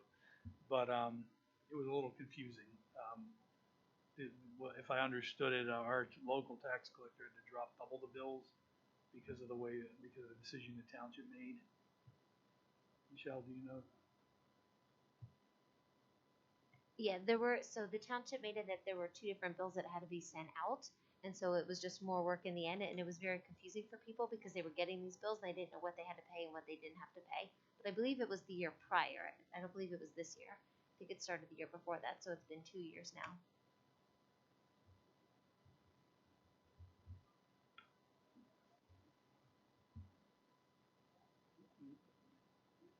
Correct me if I'm wrong, and it was also, did they drop their per capita? So at one time they had per capita and real estate, they went out at the same time, and they separated them out.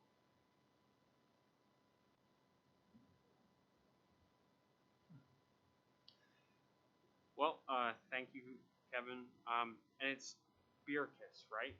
Burex. Burex. Yeah, it's okay. I'm so sorry. I'm used to hearing it wrong, so that's fine. I very much appreciate you coming in and sharing this with us. I would recommend that we move this forward to the voting agenda. Mr. Aaron's, I have an announcement to make under the facilities area. Folks may remember last year we had. Oh, thank you. Thanks everyone for their time. Thanks very much. Folks may remember last year we were approached by a member of the Patriotic Order of the Sons of America, local group, and their offer was to install a flagpole on this site of the old schoolhouse, the one-room schoolhouse that we have on the Jackson Wall Elementary property. We approved that as a board, I think, last December, and have been inquiring, what's the status of the project, and we've just learned that, I just learned today, that the project is completed, and this Thursday, which is Veterans Day, they're going to have a dedication of this flagpole, and complete with flag and lights and all that sort of thing, 2 o'clock in the afternoon on Thursday. So I would encourage folks, if you're available, to come, and I think it's a very excellent show of local support. This project was free to the school district, and the ongoing maintenance of both the flag and the flagpole will be assumed by this organization. So I think it's something to kind of celebrate. So that's this Thursday at 2 p.m. if you can make it. Thank you for that, Dr. Hamburger. Then it's also your turn to talk about policies. Okay, good. We have 3 items, 3 policies on the agenda for your consideration to place on the agenda for the voting meeting. And these are 3 policies, existing policies: weapons policy, terroristic threats, and hazing, that all have been modified in a very similar way. And I'm going to ask Mrs. Harris to kind of explain some of the changes that will be made to these 3 policies. Thank you, Dr. Hamburger. So the additions to these three policies center around language related to threat assessment teams. Act 44, 2018 asked for school districts to develop threat assessment teams as part of a comprehensive safety and security mandate. And then Act 18 of 2019 further clarified those expectations for districts and requirements for threat assessment teams. Of course, along with that, whenever you have new requirements, you typically add language to your policies to address those requirements. And so the language added simply represents the fact that when there's a threat related to a student, whether it be a threat related to self-harm or a threat related to others, that threat, as part of our processes and a multi-layered approach that we utilize, that those threats be referred to our threat assessment teams. Just to give you a little update on the work that we're doing around our threat assessment teams. Previously in the district, there were some informal threat assessment teams happening in buildings. We're working on formalizing that process, identifying key members of threat assessment teams. Last year, I put a very large batch of staff through what we call CSTAG training, which is the recommended model for threat assessment teams and recommended forms and things like that for threat assessment teams to follow. We're formalizing procedures for that and trying to develop consistency across all of the buildings with regard to utilization of those threat assessment teams. And just one note, Dr. Hemberger, 218.1, there's a corrected copy of that policy on the agenda. There was a checkbox that was mixed. It was a typo, and part of the active content in our active policy was missing, so it's there now in the corrected part. Thanks, Ms. Harris. Just a few things I'd just like to kind of bring to the board's attention. I think under 218.1, the weapons policy, as you mentioned, there was that early omission and then that change, so we added that portion of it. But the other thing that I see added to the policy is where the definition of weapons has been expanded to include things like electronic or electric incapacitation or a shocking device, or pellet guns, BB guns, that sort of thing, which isn't really under the, technically maybe clarified under the weapons definition. Can you explain why that was added? Because that's a local addition, right? That is not a local addition. I didn't see it in the draft. Yeah, that was part of our active policy previously, so we didn't add anything new. That was something that the board had already established as an addition to the definition of weapons previously. I see. Well, it's listed in green here, so it looks like it's been added. I wonder if it's done that way just because it wasn't part of the draft from PSBA and part of the active policy that we have, but it's not part of the draft language. Okay. And then under the other policy, which is terroristic threats, there's another kind of provision there that I think it may or may not represent a change. But I just wanted to get your clarification on that. And it has to do with, the board requiring, prior to readmission of a student who commits a violates this policy, this terroristic threat policy, to have an evaluation by a behavioral service provider before, to make sure they don't pose a risk of coming back to school. Before they return to school, they would have to have an evaluation. I don't know whether that was part of our policy previously, but I see that maybe it has been added, and that was, I think that was in it. That enhancement is recommended as part of the policy service, right?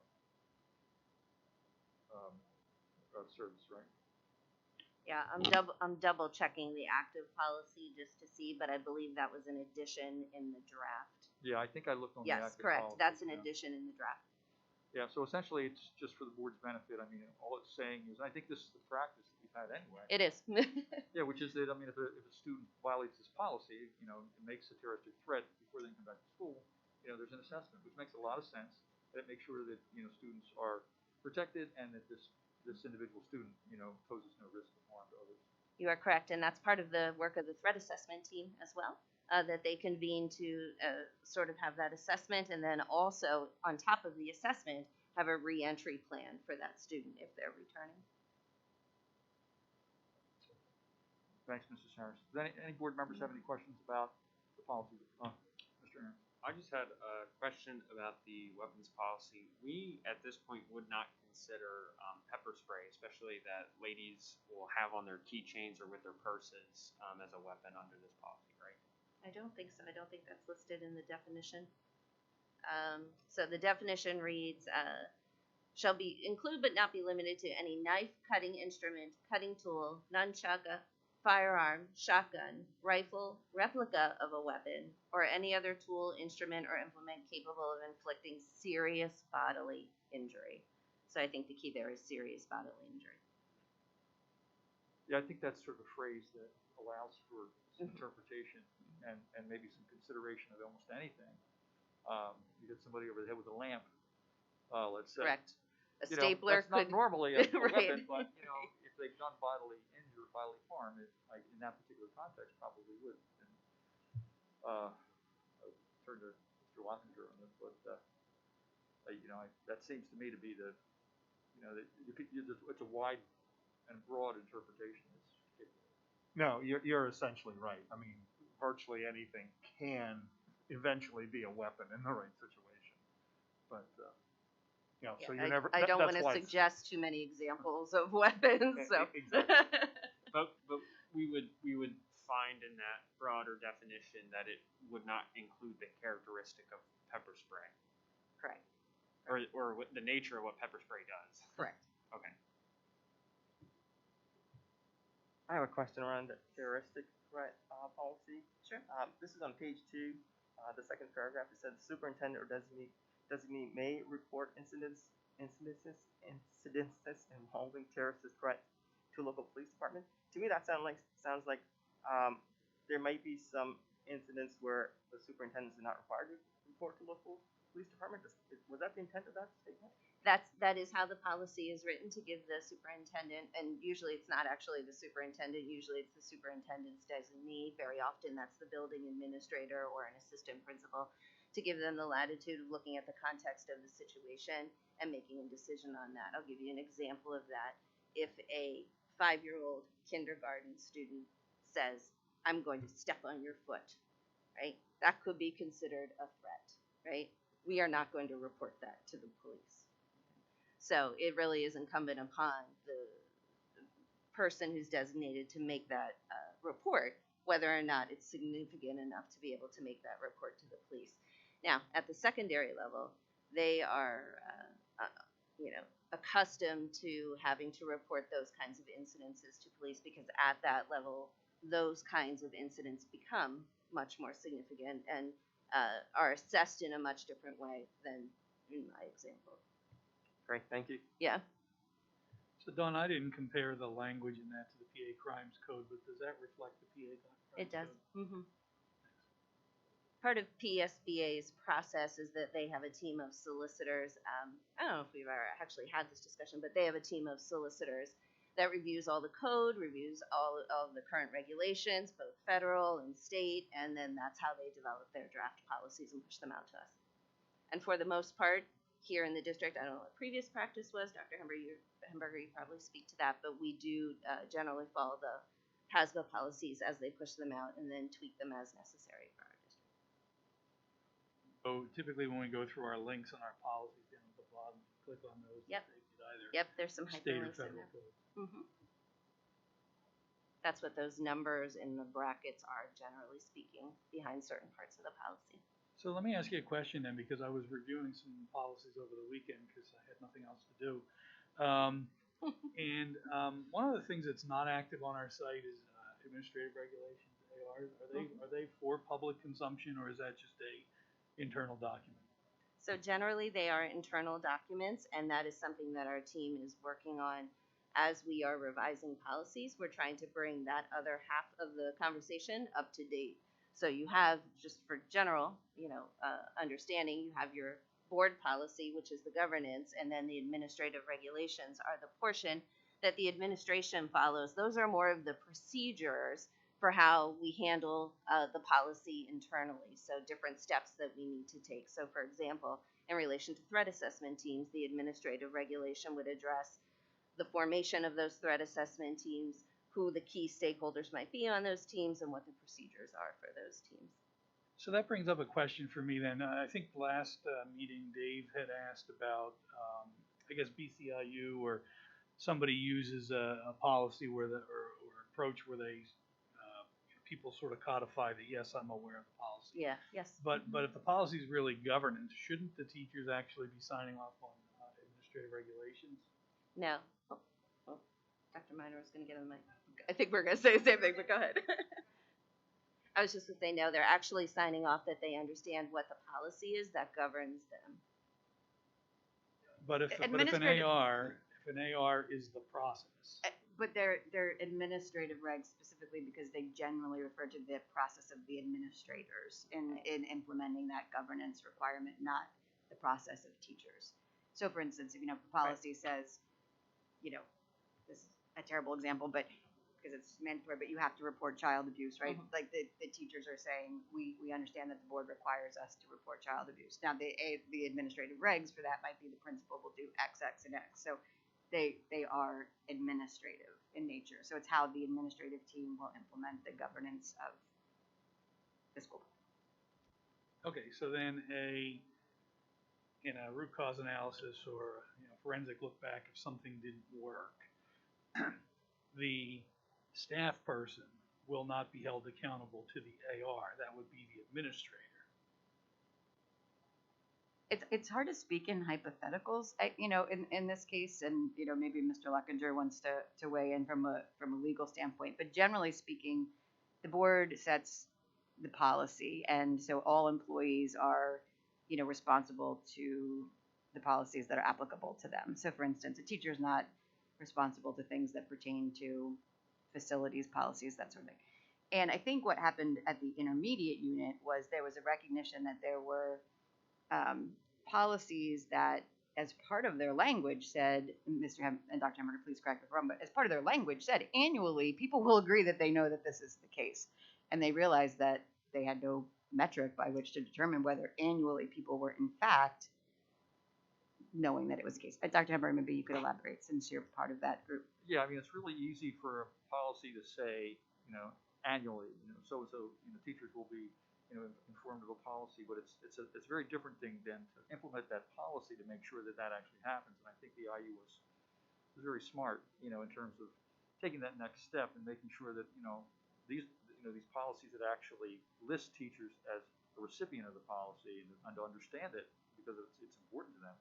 It could be child abuse or something like that really has direct implications for how they function as protectors of students. That needs to be reinforced and sent out annually, and I think that was the intent, and I think it's a perfect vehicle for doing that. Yeah, absolutely. In fact, maybe Dr. Haller wants to weigh in a little bit because we do have a certain number of things that are required through Safe Schools, for instance, mandatory reporter training, suicide awareness, those sorts of things, and we utilize a tool to do that. And we've discussed expanding that electronic tool to cover these sorts of things. So Dr. Haller. So Dr. Miner did share with me the information that came from the IU, and as soon as I received that, I went and compared it to the policies that we have in Safe Schools that we require teachers to sign off. At this time, we do not require teachers to sign off yearly, but I do think that that's a conversation that perhaps we need to have. When we hire a new employee, we sign them up, we set them up with Safe Schools, give them their password, and they're required to go on and to complete certain trainings, like how to report child abuse, what their obligation is, as well as signing off on a policy such as acceptable use. What I've discovered in this role is that things were being assigned, but not necessarily then checked back on. So in working with Diane, we basically started to do an internal audit. We pulled a report already as to the policies and different, there's like videos that are in there that have been assigned to people that they might not even have been aware that they had to do it.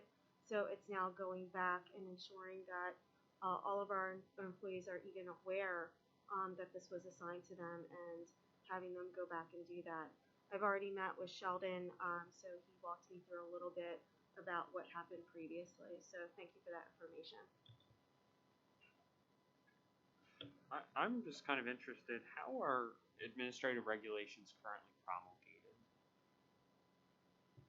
You know, I can't speak historically to the district. I don't know if the administrators around here who've been here longer have an awareness of that.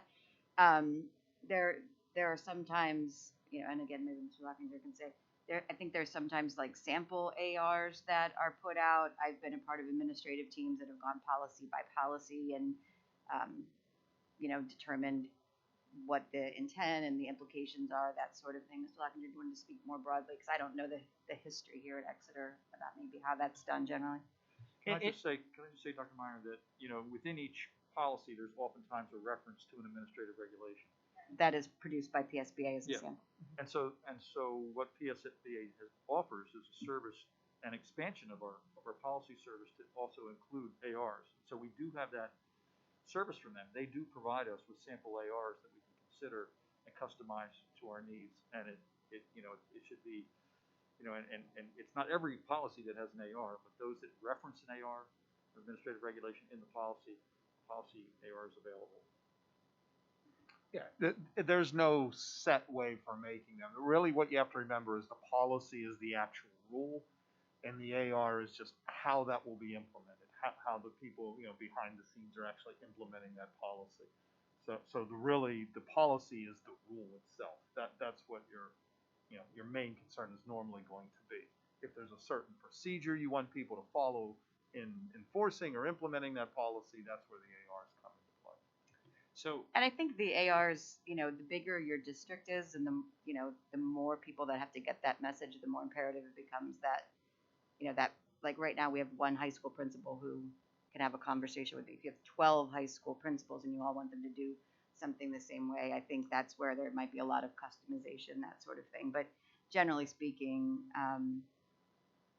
you know, again, I don't know what Exeter has done in the past, but I think most districts start with the PSBA and then they customize from there, because it's a Herculean task to handcraft, you know, all of the ARs on your own, just like it would be to create all the policies on your own. And just sort of clarify, I mean, the board has no role in the development of ARs. That's strictly an administrative function. And so, I mean, we may be aware of it, but I mean, it's the superintendent's role to actually review and approve all the ARs. Mrs. Harris and I have had several conversations since we both arrived here about the process that we want to follow in terms of following more tightly with our policy revisions, AR revisions. And I think, you know, we feel like starting with some sort of template, whether it be PSBA or whether it be, you know, other districts, ARs, and working from there, it's probably best to kind of do that as a mass project, because I'm not sure that over the years there had been a cyclical process that had necessarily followed policy adoption here. So we probably just need to do a mass, and then hopefully, you know, do more of a cyclical review following that. My great concern with the administrative regulations, and I understand why they are separated from review by the board. It makes sense to me. Is that a lot of our policies grant a lot of administrative discretion, and when previous administrations had explained their utilization, some of it was to codify how that discretion would be used, and to me, that doesn't represent process so much. Mr. Aaron's, I just want a point of clarification. When you say previous administrations, when what had been used, the ARs? Previous superintendent. But when they had developed ARs? You mean? Yes. That part of it, that at that point, it's not process as much as it is substance in terms of how you're deciding to use your discretion.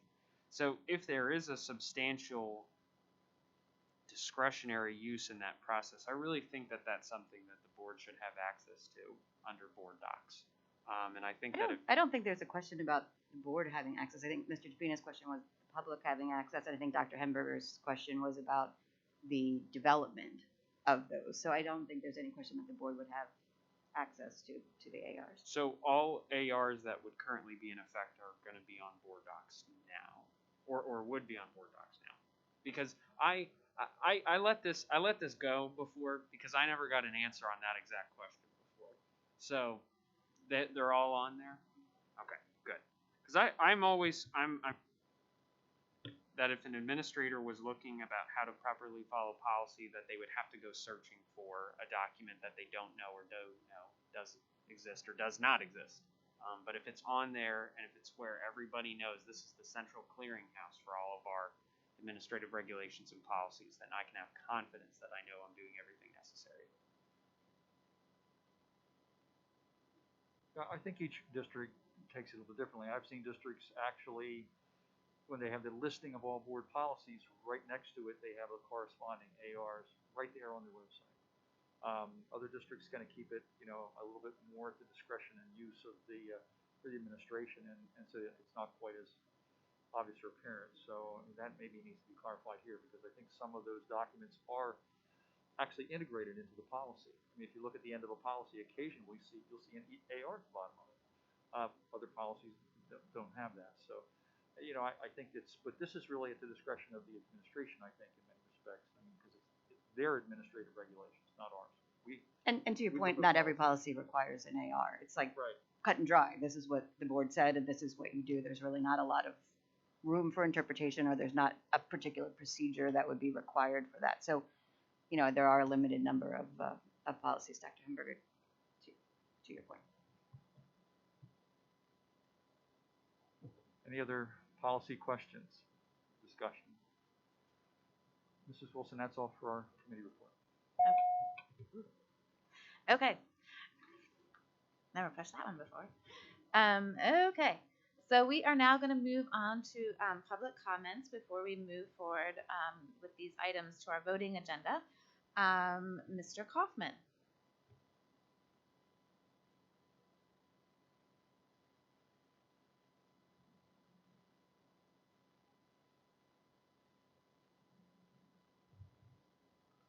Hello. Very good.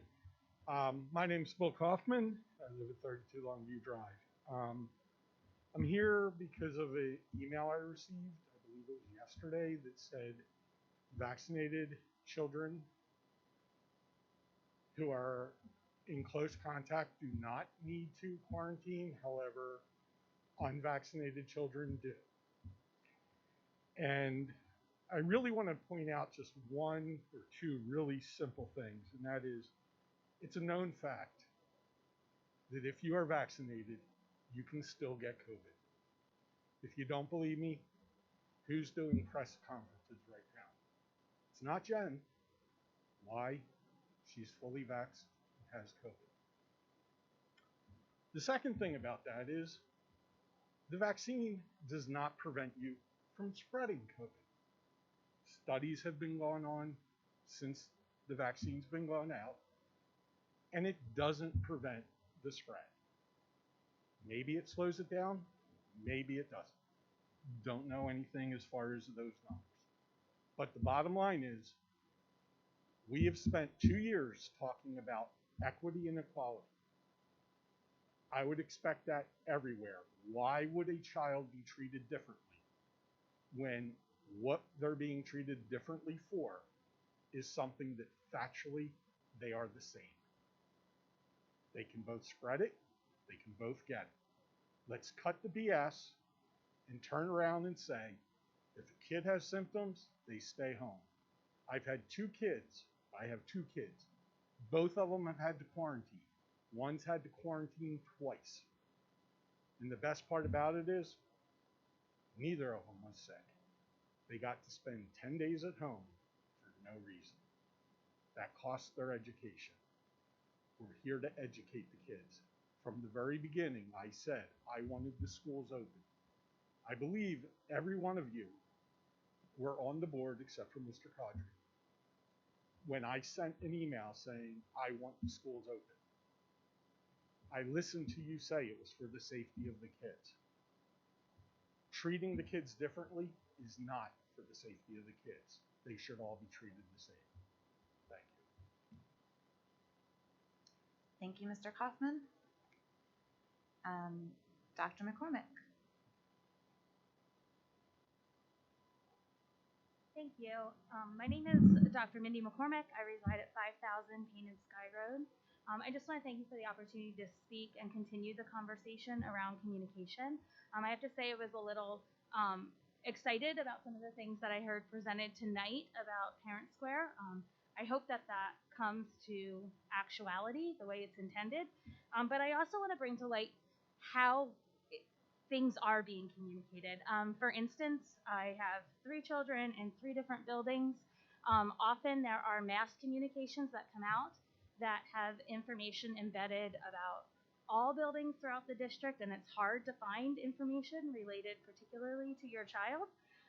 As well as, and I feel bad for Mrs. Hodge, who I believe is here tonight, in a mass newsletter that went out, there was an embedded thing, very small, in the middle of that newsletter that said "Coffee with Karen." How absolutely unprofessional that could be when it comes to talking about a building principal and introducing her to a community by first name. I didn't even recognize it as being the principal of the building, as well as the timing and when that was taking place and how that was communicated. I just ask that we be mindful, even with Parent Square, that we're communicating important pieces in a very efficient manner to parents that need that information. When we talk about the education plan, the comprehensive plan, I appreciated the email coming out, giving a link exactly where it was. But as someone not working in a district in education, a 56-page document written in that way is not something that's very practical to review and make any type of suggestions on. I can't say that I would understand all of that language. So it's important to communicate highlights that you think are important. Sell your community on the plan if it's important and you feel like it's the most efficient way to do it. The last thing I want to talk about is quarantine. Whether or not the decision is made to quarantine is one thing, but the education being received by students when quarantining is very important. What was expressed tonight was not provided to my child in our situation. I did reach out to the teacher. I did express the concerns and was told they would handle it when he returned to school. He does have a full IEP. He was not receiving services. I never heard from his case manager. I never heard from his speech therapist, even though we raised concerns. So I just ask that as a board and individual committees that you take the time to have conversations with the teachers and communicate to parents what they should expect. If your child's going to quarantine, if they have an IEP, you should hear from their case manager within this amount of time. Priorities will be put in place. A plan will be developed to assure your child's education. He was out for 10 days. That was extremely challenging. It was a high stress and anxiety time for him, and there was a lot he lost that he didn't get. If we knew there was access to the guidance counselor, who we already had a very strong relationship with, that could have made that process better. So I just ask that you take into consideration all of the pieces of what's being communicated so parents know what they can access to support their child. We're there, we did reach out, we did communicate, but what was communicated back was not at all what should have happened in that situation. So I just challenge all of you to engage everyone in conversation, engage teachers, engage what is realistic. But my child didn't choose to be out sick, so he shouldn't lose services that he should have had he been in school. Thank you. Thank you very much, Dr. McCormick. Okay, we are going to move forward with our meeting minutes from October. We're going to move forward the recommendation to modify the health and safety plan to follow mandates only, while making sure that we communicate with parents, close contacts. We are going to move forward from the comprehensive plan the identity of members of a new professional development committee. We're going to move forward early graduation requests and field trips. And then also we are going to move forward the Portnoy Law Associates for a collection of delinquent taxes. And also first reading of 3 new policies. Sound good to everyone? Okay. I'm sorry, I might have missed this. I was trying to report. Did you mention the field trip and the early graduation? Yes. Okay. Okay. Then that concludes our meeting this week. We will be back here next Tuesday evening for our voting meeting. So thank you. Actually, the board is going to meet in executive session after this meeting tonight to discuss personnel matters. Thank you.